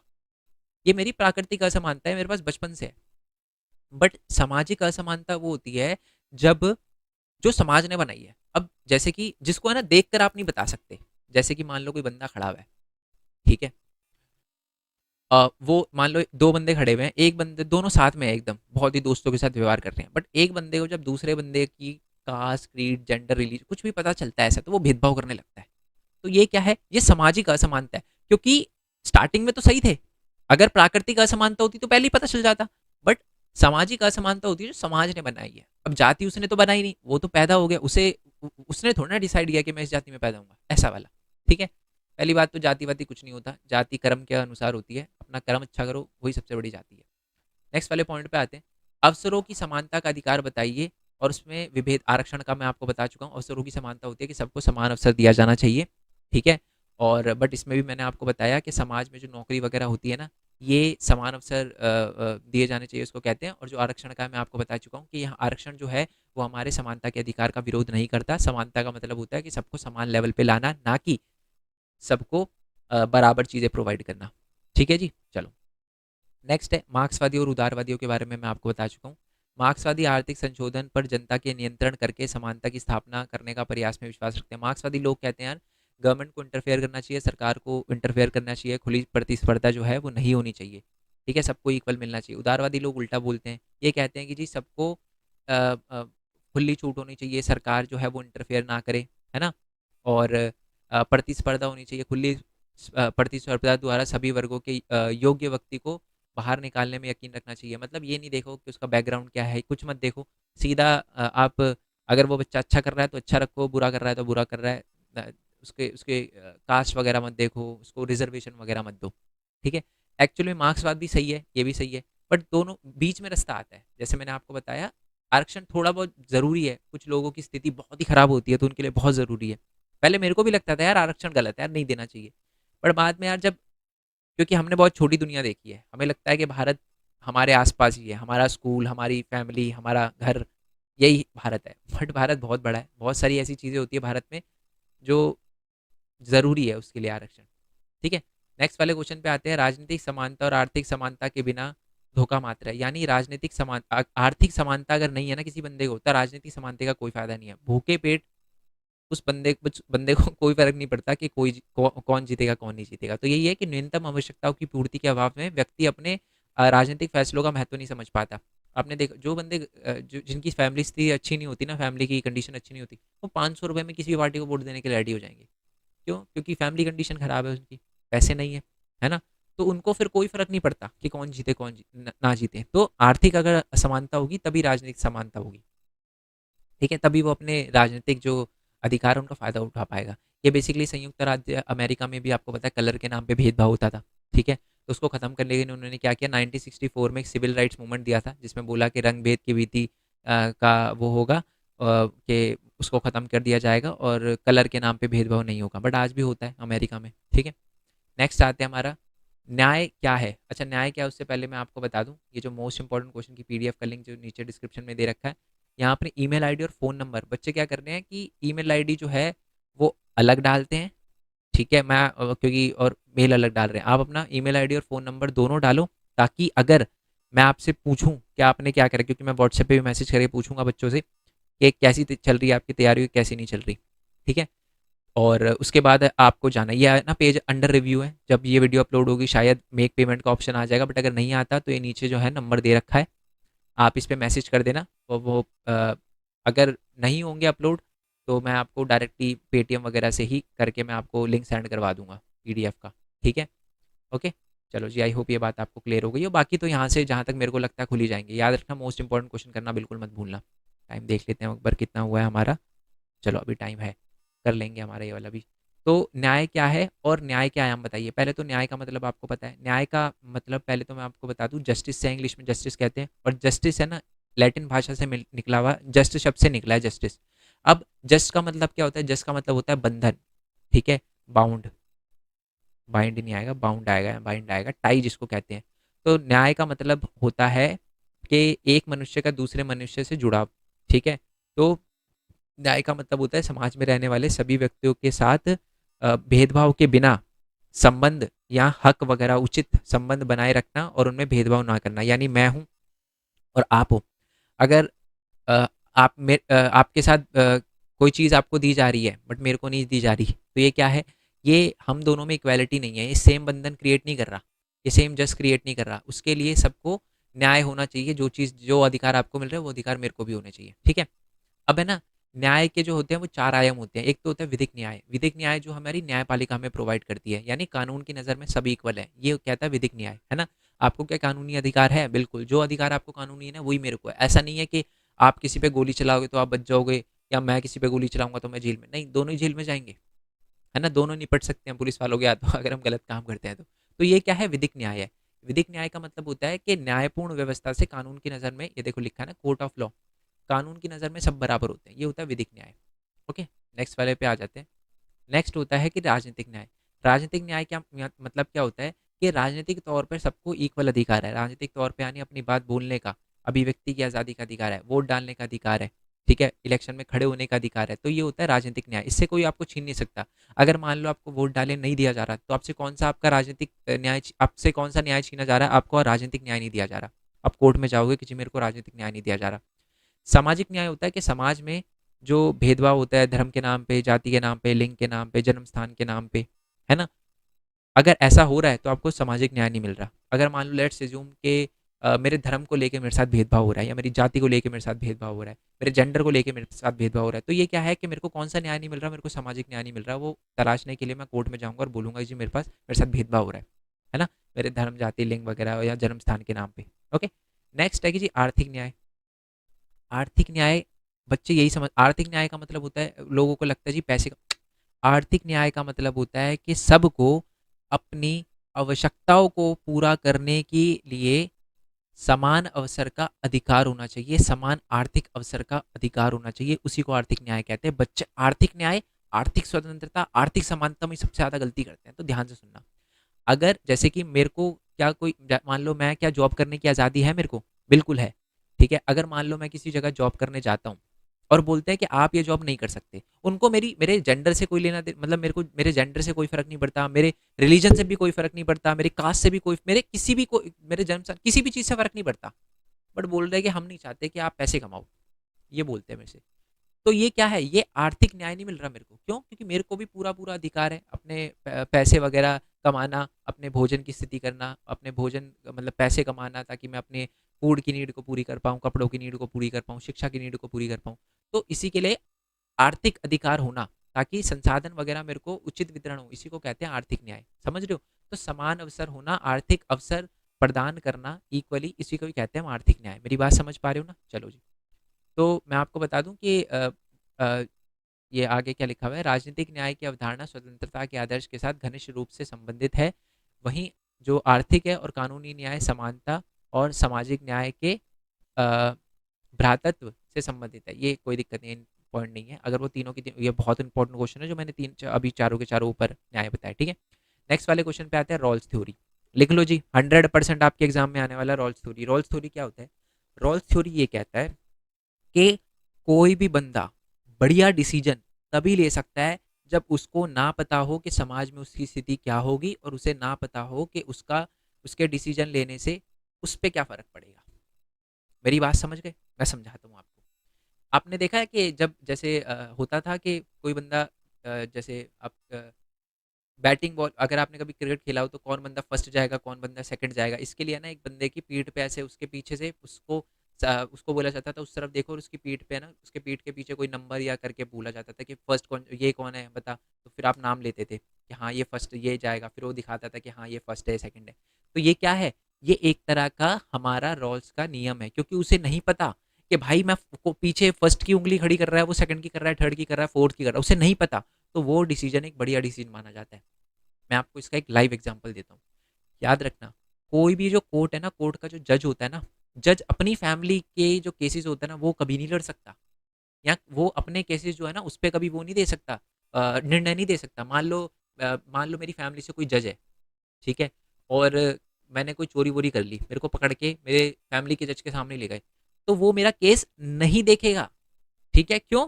क्योंकि उसे पता, क्योंकि मैं तो उसका फैमिली मेंबर हूँ, वो तो ये देखेगा यार मेरी फैमिली का मेंबर है तो मेरे को छोड़ देगा। अब उसको पता है स्थिति क्या है, मेरी स्थिति के अकॉर्डिंग डिसीजन सुनाएगा, है ना। तो अगर कोई बंदा जिसको ना पता हो कि समाज में उसकी स्थिति क्या है, तो वो एक सर्वश्रेष्ठ नीति बनाएगा।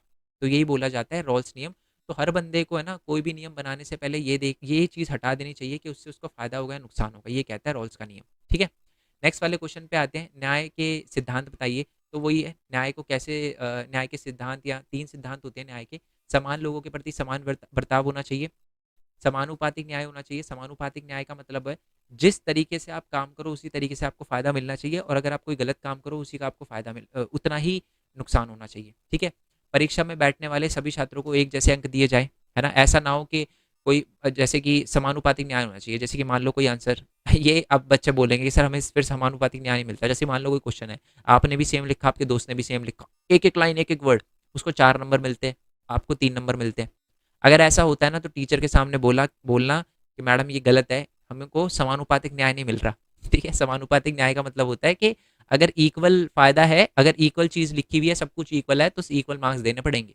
ठीक है, और विशेष ज़रूरतों का विशेष ख्याल रखे, वो मैंने आपको बताई दिया। कोई बच्चा अगर पढ़ने में कमज़ोर है, कमज़ोर मतलब उसको देखने में प्रॉब्लम होती है, या थोड़ा सा प्रॉब्लम है उसको, तो उसके लिए अलग पेपर बनना चाहिए सारी का सारा।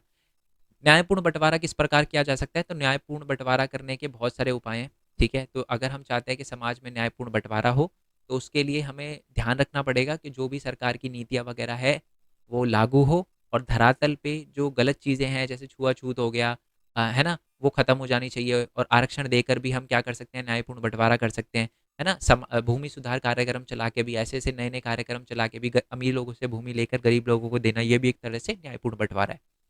ठीक है, नेक्स्ट है कि मुक्त ऊपर एक क्वेश्चन छोड़ दिया मैंने शायद। मुक्त व्यापार में राज्य के हस्तक्षेप के पक्ष में और बताइए और विपक्ष में बताइए। ओके, मुक्त व्यापार का मतलब होता है कोई भी बंदा किसी भी टाइप का बिजनेस कर सके और किसी भी चीज़ का कोई भी प्राइस रख सके। ठीक है, इसके फायदे बताने, इसके नुकसान बताने। तो बाजार व्यक्ति की जाति, धर्म या लिंग की परवाह नहीं करता, बाजार केवल व्यक्ति की योग्यता और कुशलता की परवाह करता है। अगर ऐसा ही हो तो ना धर्म देखा जाएगा ना जाति, कोई किसी को कोई फर्क नहीं पड़ रहा, चीज़ अच्छी बेचोगे बिकेगी, 1000 में बेचोगे तो बिकेगी। मतलब मुक्त व्यापार का मतलब होता है कोई भी बंदा किसी भी चीज़ का बिजनेस कर पाए, कोई भी चीज़ कितने रुपए में बेच पाए। बट जो विपक्षी है ना वो ये कहते हैं मुक्त व्यापार खराब भी है। क्यों? क्योंकि मुक्त व्यापार से क्या होता है, कुछ लोगों को फ़ायदा होता है और कुछ लोगों को अवसर नहीं मिल पाते। मेरी बात समझ रहे हो? मान लो कोई बिज़नेस है जिसमें ये बोला जाता है कि सिर्फ़ यही-यही लोग जो हैं वही बिज़नेस कर सकते हैं, है ना? तो ये गलत है। ओके, देखो एक दोबारा से समझा देता हूँ क्योंकि ये ओके। मुक्त व्यापार का मतलब होता है कोई भी बंदा किसी भी चीज़ का व्यापार जो है वो कर सके, उसमें गवर्नमेंट का कोई इंटरफेयर ना हो। ठीक है, अब इसका फ़ायदा क्या है? इसका फ़ायदा ये है कि फिर गवर्नमेंट का कोई इंटरफेयर नहीं होगा तो जाति, धर्म, लिंग वगैरह कुछ नहीं देखा जाएगा। जितना वो काम करेगा उसी के हिसाब से उसको प्रॉफिट मिलेगा, है ना। बट कुछ बंदे इसके विपक्ष में भी है, कुछ बंदे बोलते हैं कि अगर ऐसा होगा, गवर्नमेंट इंटरफेयर नहीं करेगी, तो जो लोग पीछे होंगे, पिछड़े होंगे, उन वो तो कभी आगे बढ़ ही नहीं पाएंगे। इसका मतलब क्या, अगर मान लो किसी बच्चों को देखने में प्रॉब्लम आती है, किसी बच्चे को कुछ प्रॉब्लम आती है, या किसी की फाइनेंशियल कंडीशन खराब है, तो वो बंदे तो कभी आगे बढ़ ही नहीं पाएंगे फिर। तो एक फायदा भी है, इसका नुकसान भी है। ठीक है, आई होप ये बात आपको समझ आ गई हो।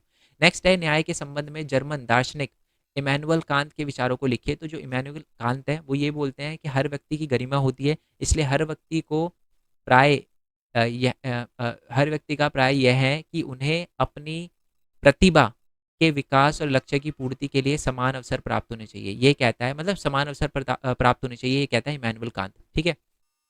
और ये 2 क्वेश्चन है, मैं बता दूं कि न्याय अगर देरी से मिलता है तो वो न्याय नहीं माना जाता, माना जाता है न्याय जितनी देरी से मिलता है वो एक तरह से अंधेरा ही है, तो न्याय जल्दी से जल्दी मिलना चाहिए। नेक्स्ट है, न्याय अपने आप में संपूर्ण प्रक्रिया है।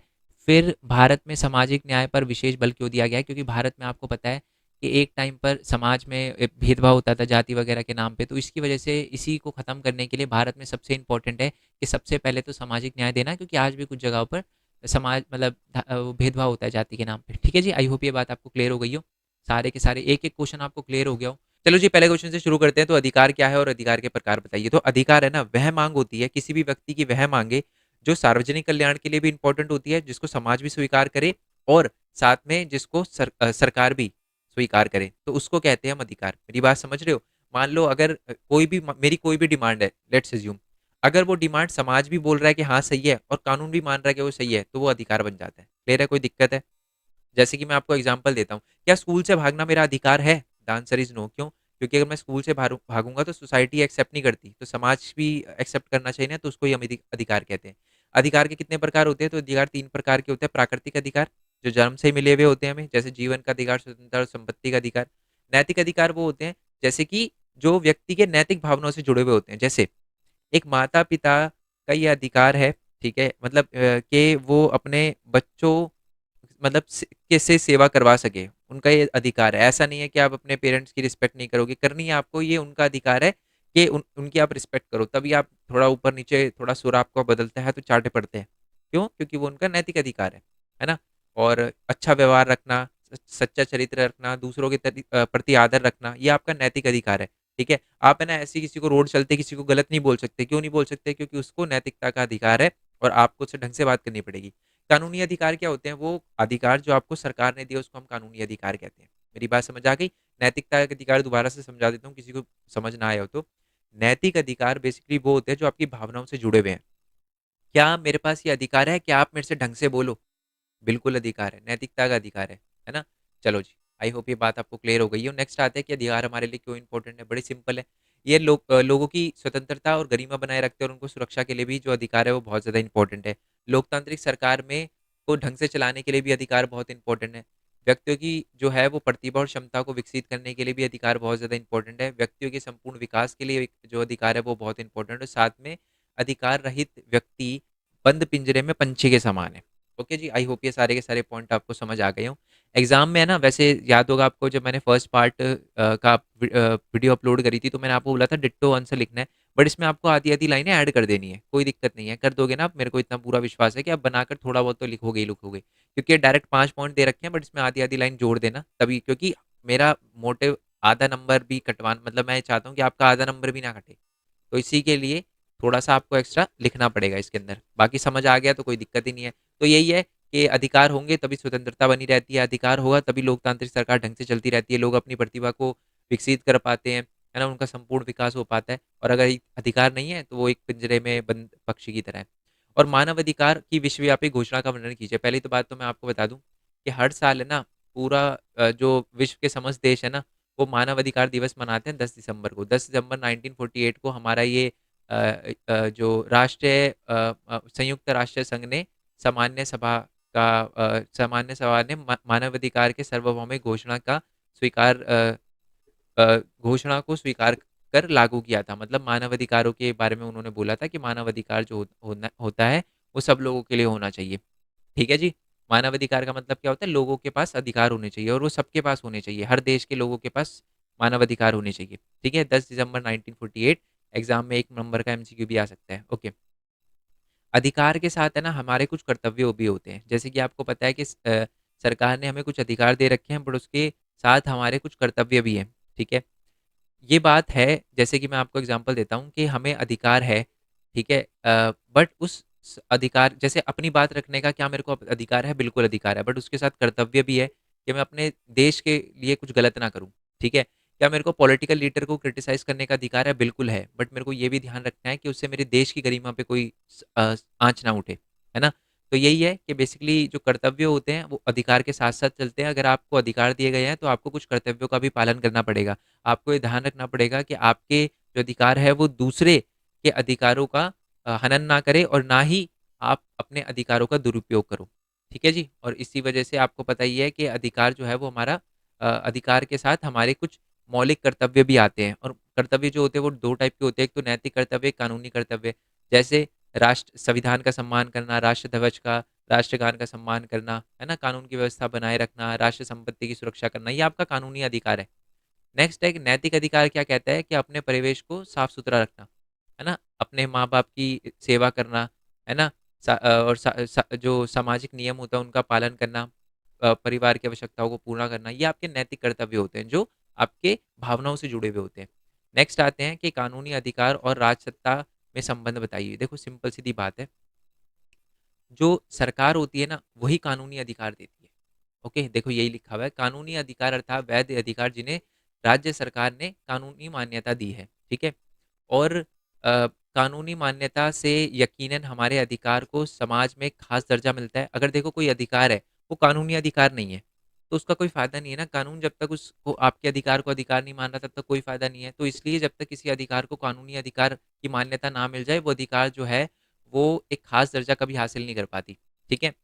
और अधिकार यह सुनिश्चित करते हैं कि राज्य सत्ता के वह व्यक्ति के जीवन और स्वतंत्रता की मर्यादा का उल्लंघन करे बिगाड़ अपना काम करे। और अधिकार यह भी सुनिश्चित करता है कि जो सरकार है वो अपनी मनमानी ना करे, ठीक है? और इसमें वही वाले पॉइंट जो हैं ऊपर वाले वही बता रखे हैं कि जैसे मैं बताता हूँ, अधिकार की रक्षा करना ये सरकार का दायित्व है, काम है उसका। किसी भी अधिकार का कोई अस्तित्व नहीं है, ओके? जब तक उसे राज्य की मान्यता ना मिले। और ये इसमें राज्यसभा वाला पॉइंट लिखा है, ये आप छोड़ सकते हो, बट इसमें ये लिखा है कि राज्यसभा अधिकारों को शक्तिशाली भी बनाता है और दुरुपयोग होने से भी रोकता है, राज्यसभा, है ना? अब यहाँ पर राज्यसभा क्यों लिखा हुआ है? क्योंकि लोकसभा के अंदर तो जो मेजोरिटी की गवर्नमेंट होती है ना, वो बैठती है। ये पॉइंट अगर आप छोड़ भी तो कोई भी दिक्कत नहीं है, ठीक है? यही वाला इंपॉर्टेंट है, बस ये याद रखना ही। और वैसे भी इस चैप्टर के अंदर से 3 और 2 मार्क्स के ज़्यादा चांसेस है आने के। 4 और 6 मार्क्स का तो बहुत ही ज़्यादा कम चांसेस है इस चैप्टर में से आने से। अगर आपने सिलेबस देखा होगा तो आपको ये बात पता होगी, ब्लूप्रिंट आ गया है ना। नेक्स्ट है कि अधिकार और दावों में संबंध बताइए। तो देखो अधिकार वो होते हैं, पहले तो दावे समझा देता हूँ क्या होते हैं। दावे वो चीज़ें होती है जिसको कानूनी मान्यता भी नहीं मिली हो। मेरी बात समझ रहे हो?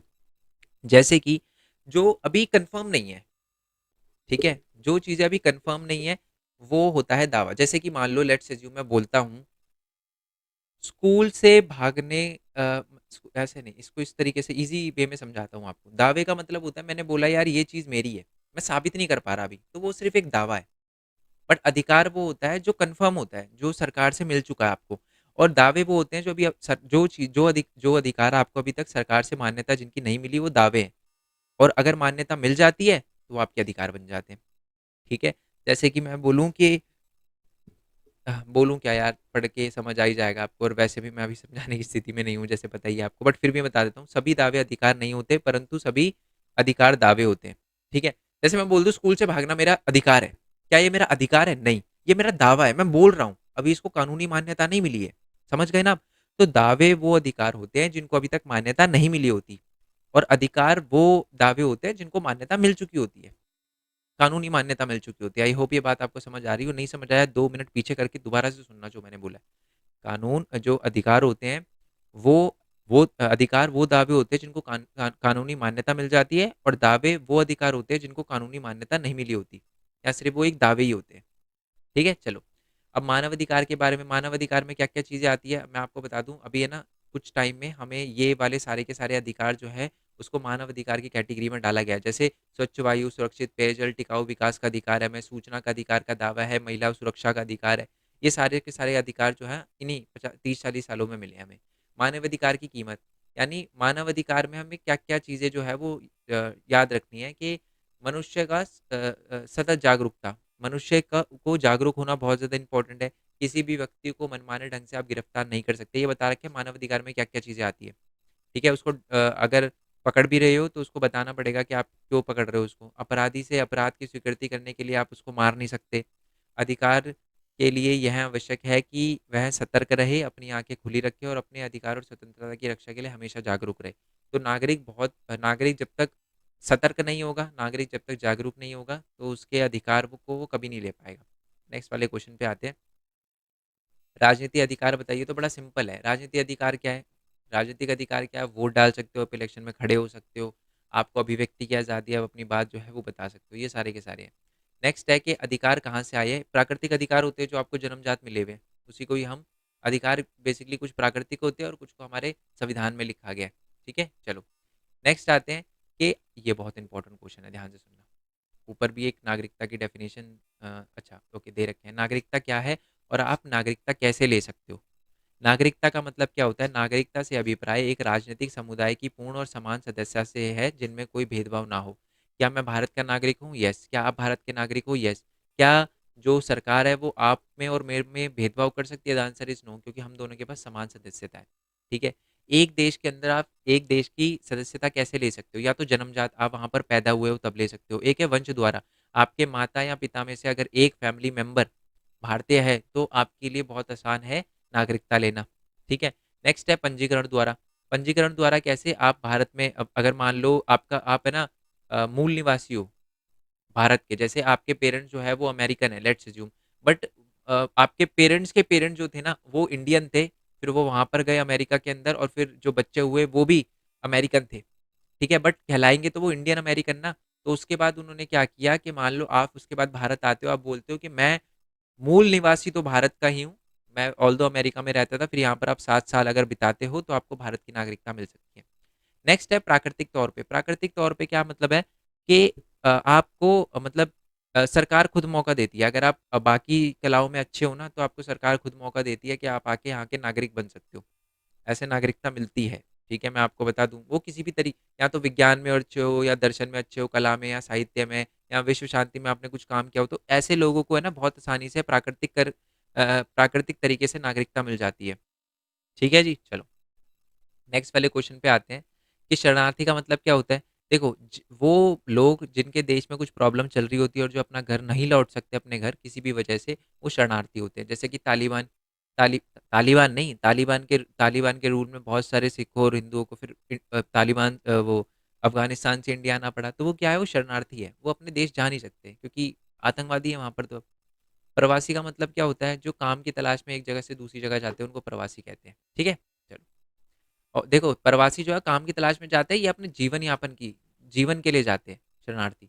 सार्वभौमिक नागरिकता क्या है? सार्वभौमिक नागरिकता का मतलब क्या है? ये कहता है सार्वभौमिक नागरिकता कि एक देश में बहुत सारे लोग हैं, ठीक है, और वो लोग किसी अगर देश में रह रहे हैं, वहीं के नागरिक हैं, वहीं पर काम कर रहे हैं, तो उनको उस देश की नागरिकता मिल जानी चाहिए। यही कहता है सार्वभौमिक नागरिकता कि अगर एक देश में कोई व्यक्ति काम कर रहा है, रह रहा है ना, और तो इसलिए उसको नागरिकता मिल जानी चाहिए। ऑल तो सरकार पूरा ट्राई करती है कि उसको नागरिकता मिलने में आसानी ना हो। ठीक है। नेक्स्ट है शरणार्थी के सामने आने वाली समस्या का वर्णन कीजिए। तो शरणार्थी के सामने क्या क्या प्रॉब्लम आती है? पहले उसको कोई स्वीकार नहीं करता। हमने तो कर लिया कि जो हमारे लोग थे वो एक तरह से आप देखो तो कल्चरली हमारे थे। ठीक है। अब मान लो कोई यूक्रेन में हुआ तो शायद हम मना कर दें, क्योंकि उनको भी वैसे भी बड़ी प्रॉब्लम होगी इंडिया के कल्चर में एडजस्ट करने में, है ना, तो ये बात है। तो कोई स्वीकार नहीं करता उनको। जैसे मैं आपको एक बात बताता हूँ, बहुत ध्यान से सुनना बच्चे। आपको पता है एक इशू चल रहा है पैलेस्टाइन का और इसराइल का, ठीक है, और गाजा का इशू चल रहा है। अब है क्या कि जो पैलेस्टाइन है उसका बॉर्डर जो है, या मैं कहूँ गाजा का या इसराइल का जो बॉर्डर है, वो इजिप्ट के साथ भी मिलता है। ठीक है। कहने के लिए तो वो बहुत बहुत बोलते हैं कि जी ये देखो गाजा के साथ ये हो रहा है, बट जब उनको अपने देश के अंदर बुलाने की बात आई ना, तो उन्होंने बॉर्डर पे अपनी लंबी लंबी दीवारें खड़ी कर दी कि जी घुसने नहीं देंगे एक भी पैलेस्टाइन के लोगों को, एक बंदे को भी नहीं घुसने देंगे। तो ये होते हैं दोगले लोग। ठीक है। जिनकी ये कहते हैं ना कि दिखाने के कुछ और खाने के कुछ और दांत हैं इनके, ये बेवकूफ लोग, गंद है ऐसे लोग जो फिर झूठ बोलते हैं, है ना। एक तरफ से बोल रहे हैं कि जी नहीं हम गाजा के लोगों के प्रति अच्छा है और ऐसे नहीं करना चाहिए किसी को, ये वो। दूसरे को नसीहतें दे रहे हैं और खुद देखे तो अपने अपने बॉर्डर को टाइट कर रहे हैं कि जी घुस नहीं जाना चाहिए। Same goes for Indonesia. Indonesia भी ये रोहिंग्या के साथ ये कर रहा है ना। ऑल्दो रोहिंग्या का तो चलो केस अलग है, क्योंकि वो तो भाई अच्छा नहीं करते, क्योंकि अगर आप देखोगे तो बहुत क्रिमिनल बैकग्राउंड है। बांग्लादेश में भी बहुत प्रॉब्लम हुई, जब वो म्यांमार में थे तब भी उन्होंने बहुत सारी प्रॉब्लम क्रिएट करी वहाँ के लोगों के लिए। अब इंडिया में है तो मैंने बहुत सारे केसेस सुने हैं जहाँ पर बहुत सारी प्रॉब्लम उन्होंने क्रिएट करी। तो ये है। चलो, समझ आ गया। और वो शिविर वगैरह में भी, शिविर में रहते हैं तो उसमें भी रहने में उनको बहुत उनको शिविर पे रहना पड़ता है, यानी कैंप में रहना पड़ता है। बच्चों को पढ़ा लिखा नहीं सकते, संपत्ति वगैरह इकट्ठी नहीं कर सकते। वो क्यों नहीं कर सकते? अधिकार नहीं है उनको। ठीक है, समान सदस्यता मिलने का अर्थ ये नहीं है कि आप वो समान उसका प्रयोग भी कर सको। जैसे मैं समझाता हूँ, एक पर्सन है। अच्छा, एक बात बताओ, अ, नागरिकता जो है वो एक नागरिकता जो है वो अंबानी को भी मिली हुई हो, और एक रोड पे मान लो एक भैया जो है वो फुटपाथ पे सोते हैं उनको भी मिली हुई है। आपको क्या लगता है दोनों में से ज़्यादा अपने अधिकारों का, अपनी नागरिकता का फ़ायदा कौन उठाएगा? अंबानी, रिच है। तो बेसिकली उसके साथ है ना, आर्थिक और सामाजिक स्थिति भी अच्छी होनी चाहिए, तभी जाकर आप अपने उसका फ़ायदा उठा पाते हो। ठीक है, अधिकारों का। नेक्स्ट है कि आज नागरिकों को जो भी अधिकार मिले हुए हैं वो बहुत ही बड़े संघर्ष के साथ मिले हुए हैं। आपको तो पता ही है कि यूरोप में संघर्ष हुए थे 1789 में, फ्रांस में फ्रांसीसी क्रांति हुई थी, एशिया अफ्रीका में भी हुए थे, है ना? आपको पता है अफ्रीका के अंदर तो काले गोरों को लेकर, एशिया के अंदर भारत में हमने किया था आंदोलन, है ना? और दक्षिणी अफ्रीका में भी आपको पता है रूढ़िवादी रंगभेद के खिलाफ, आपसे पूछा भी रहेगा रंगभेदी नीति क्या होती है, तो आपको पता है ना, साउथ अफ्रीका में होती थी और भेदभाव वगैरह होता था कलर के नाम पे, बंदे की। राष्ट्रवाद क्या है और उसके बारे में मान्यता बताइए। तो राष्ट्रवाद का मतलब क्या होता है? राष्ट्रवाद एक ऐसी फीलिंग है जिसमें ना आप देश के सिंबल को, देश की संस्कृति को, देश के बलिदान, देश के लिए बलिदान देने वाले लोगों को, राष्ट्र ध्वज को एक पहचान बना लेते हो। उसी को ही राष्ट्रवाद कहा जाता है। ठीक है जी। अब राष्ट्रवाद आता कैसे है?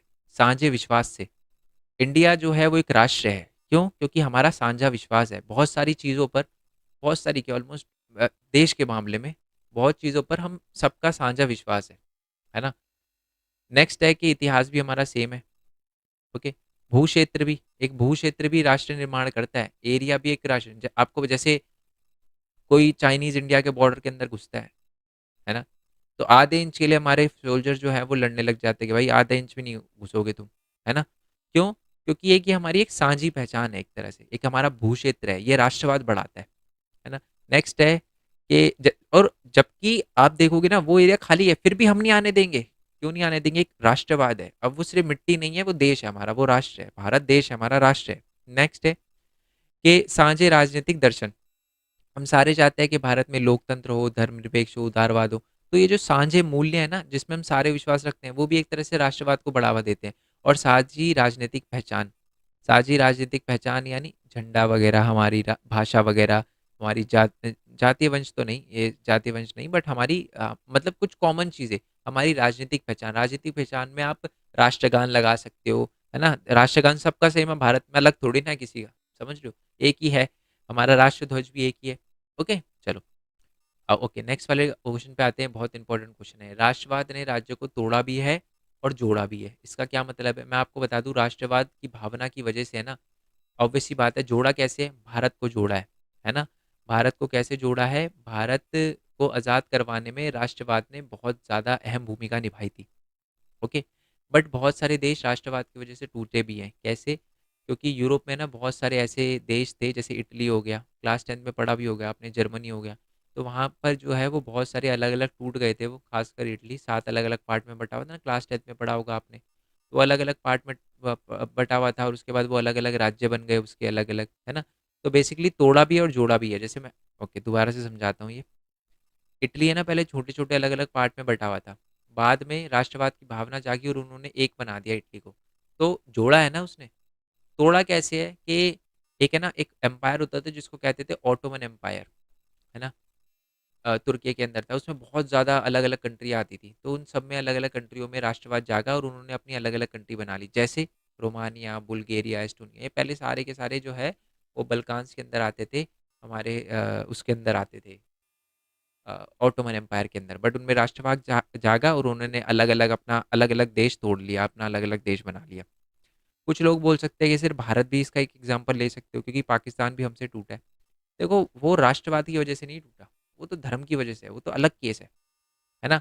बट हाँ, अ, जो ये क्या कहते हैं उसको, पाकिस्तान है, पाकिस्तान से जब बांग्लादेश टूटा वो राष्ट्रवाद की वजह से टूटा, क्योंकि उस टाइम फिर वो लैंग्वेज को लेकर लड़ रहे थे।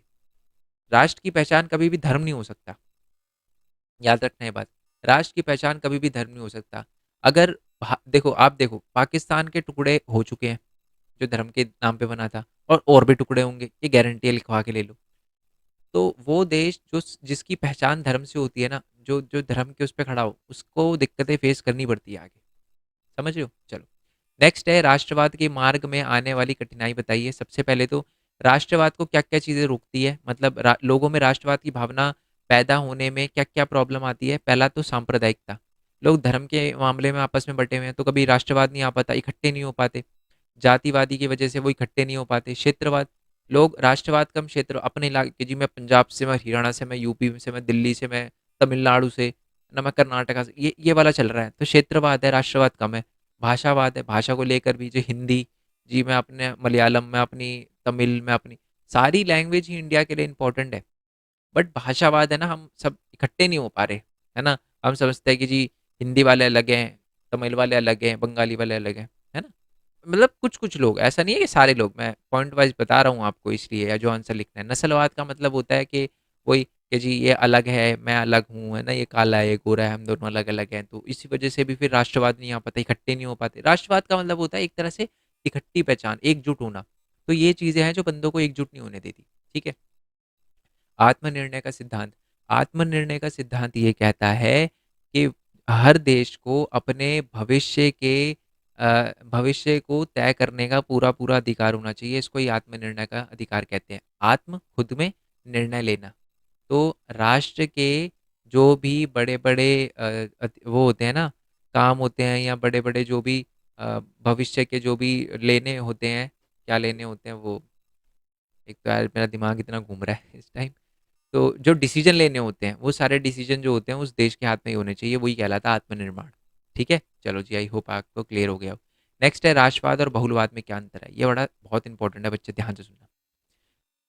राष्ट्रवाद कहता है कि सब में है ना कॉमन चीजें होनी चाहिए, अलग कुछ भी नहीं होना चाहिए, तभी राष्ट्रवाद बढ़ेगा। सेम नेशनल सॉन्ग होना चाहिए, सेम नेशनल एंथम होना चाहिए, सेम नेशनल ध्वज होना चाहिए। बहुलवाद कहता है, बहुलवाद बोलता है कि नहीं, अलग अलग लोग भी साथ में रह सकते हैं, आपको कॉमन चीजें ढूंढने की जरूरत नहीं है, ये कहता है बहुलवाद। मेरी बात समझ आ गई ना। जो राष्ट्रवाद है वो कहता है कॉमन चीजें होनी चाहिए, एकल पहचान, एक पहचान होनी चाहिए। ठीक है। बहुलवाद कहता है नहीं जी, एक पहचान होने की जरूरत नहीं है, अलग अलग संस्कृति और जाति वगैरह जो है, अलग अलग अस्तित्व के साथ भी हम सह शांतिपूर्ण तरीके से रह सकते हैं। दोनों ही अपने अपने तरीके से सही है, बट राष्ट्रवाद इंपॉर्टेंट है, क्योंकि मैंने जैसे आपको बताया, अगर राष्ट्रवाद नहीं होगा तो लोग अलग अलग जाएंगे। ठीक है। एक देश बहुलवाद में प्रॉब्लम आ सकती है बाद में, राष्ट्रवाद में कभी प्रॉब्लम नहीं आती, क्योंकि आप जब राष्ट्रवादी होते हो ना, तो आप ये देखते हो कि देश का भला इस किस में है। देश का भला तब है जब लोगों का भला है, और लोगों का भला तभी होगा जब सब लोगों का भला होगा, किसी एक का भला नहीं होगा। समझ रहे हो? चलो, नेक्स्ट वाले क्वेश्चन पे आ जाते हैं कि राष्ट्र और राष्ट्रवाद में क्या डिफरेंस होता है। राष्ट्र जो है वो एक समूह नहीं है, ये परिवार से थोड़ा भिन्न है। राष्ट्र अधिकतर सदस्यों को प्रत्यक्ष तौर पर ना कभी जान पाते हैं, और ना ही उसके साथ वंशानुगत संबंध जोड़ने की जरूरत पड़ती है। अब राष्ट्रवाद क्या होता है, ये एक भावना है, और राष्ट्र क्या है, एक परिवार से थोड़ा भिन्न है, ये एक एरिया है। राष्ट्र को आप एक एरिया वाइज कह सकते हो। ठीक है। चलो, एक संस्कृति एक राज्य क्या होता है, ये वो सोच है जो ये बताती है कि एक संस्कृति का एक ही राज्य होना चाहिए, जिसकी वजह से ये आपको पता है कि देश टूटे थे। मैंने अभी अभी ऊपर एग्जाम्पल बताया ना आपको ऑटोमन का, तो वो एक संस्कृति और एक राज्य के चक्कर में ही टूटा था। नेक्स्ट आ जाते हैं हमारे लास्ट चैप्टर पे, धर्मनिरपेक्षता क्या है और धर्मनिरपेक्ष राज्य क्या होता है। जब किसी भेदभाव, बिना किसी धार्मिक भेदभाव के जब आप काम करते हो, तो इसको कहते हैं धर्मनिरपेक्षता। धर्मनिरपेक्ष राज्य क्या होते हैं, वो राज्य जो धर्म के आधार पर नहीं बने होते, जो सबको कानूनी तौर पर सबको बराबर मानते हैं, इसको कहते हैं धर्मनिरपेक्ष राज्य। ठीक है। अब ये क्वेश्चन लिख लो, धर्मनिरपेक्ष राज्य का भारतीय मॉडल और यूरोपीय मॉडल। इसको एक बार रीड कर लेना यार। ठीक है। मैं भारतीय मॉडल समझा देता हूँ आप एक को, यूरोपीय मॉडल आप रीड कर लेना। ठीक है, क्योंकि मेरा सच में सर दर्द हो रहा है, बहुत ज़्यादा हो रहा है अब तो। ठीक है। अ, चलो, आई एम रियली सॉरी। ठीक है, अगर फिर भी किसी को कोई समझना है तो मैं एक बार जब सो जाऊंगा, सो के उठूंगा ना, या शाम को जब लाइव आऊंगा, आपको कुछ पूछना हो तो आप पूछ लेना। ठीक है, क्योंकि रियली सॉरी बच्चे, क्योंकि मैं बिल्कुल मेरा पढ़ा भी नहीं जा रहा है एक तरह से, आप ये कह सकते हो। धर्मनिरपेक्षता का पश्चिमी भारतीय मॉडल देख रहा था, देखो क्या मैं भारतीय मॉडल बता रहा था, और तो धर्मनिरपेक्षता का भारतीय मॉडल, धर्मनिरपेक्षता का भारतीय धर्मनिरपेक्षता केवल धर्म और राज्य के बीच में संबंध विच्छेद पर बल नहीं देती। मतलब ये बोलती है, ओके, भारत का मॉडल ये कहता है कि धर्म और राज्य दोनों अलग अलग तो हैं, बट पूरी तरीके से अलग नहीं है। मतलब अगर धर्म के नाम पे कुछ गलत होगा ना, तो गवर्नमेंट उसमें इंटरफेयर करेगी। जैसे कि आपको पता है एक टाइम पे सती प्रथा चलता था, शादी के बाद औरतों को जला दिया मतलब शादी के बाद क्या, मतलब अगर उसके हस्बैंड मर जाते थे तो औरत को भी साथ में जला दिया जाता था, सती प्रथा। जैसे 3 तलाक हो गया है ना, कोई भी हस्बैंड जो है वो तलाक तलाक तलाक ऐसे 3 बार बोलता था, अपनी वाइफ को छोड़ देता था। तो ये गलत हो रहा है धर्म के नाम पे, दोनों ही चीज़ें गलत हैं। तो इसी को रोका गया, इसी को रोका जाता है भारत के अंदर। तो भारत का धर्मनिरपेक्षता का मॉडल ये कहता है धर्म के नाम पे कुछ गलत होगा तो उसको रोकेंगे। और भारत में आपको बता दूं, भारत के संविधान के अंदर है ना, आपको धर्मनिरपेक्ष वर्ड ही नहीं मिलेगा, आपको मिलेगा पंथ निरपेक्ष वर्ड, ये भी याद रखना। और भारत के अंदर ये जो हमारा ये पंथ निरपेक्ष वर्ड है, ये 1976 में ऐड किया था। पंथ निरपेक्ष और सोशलिस्ट सामाजिक समाजवादी, ये 2 वर्ड ऐड किए गए थे 42 संशोधन में 1976 में इंदिरा गांधी ने। ठीक है। और मौलिक अधिकार भी हमें धार्मिक स्वतंत्रता का अधिकार देता है। ओके। बट हाँ, और चलो यूरोपीय मॉडल भी बता देता हूँ। यूरोपीय मॉडल बोलता है कि धर्म के नाम पे कुछ भी हो रहा है ना, उसमें बिल्कुल हस्तक्षेप नहीं करेंगे, भाई करो जो करना है, ऐसा वाला होता है वहाँ पर। ठीक है। बट इंडिया में इंटरफेयर हो जाता है अगर आप गलत होता है धर्म के नाम पे तो। ठीक है। कुछ लोग धर्म के भारतीय धर्मनिरपेक्ष की आलोचना भी करते हैं। ठीक है। वो ये बोल रहे हैं कि गवर्नमेंट जो है या जो राज्य है वो बहुत इंटरफेयर करता है धर्म के मामले में, है ना। तो उनका कहता है बिल्कुल इंटरफेयर नहीं करना चाहिए।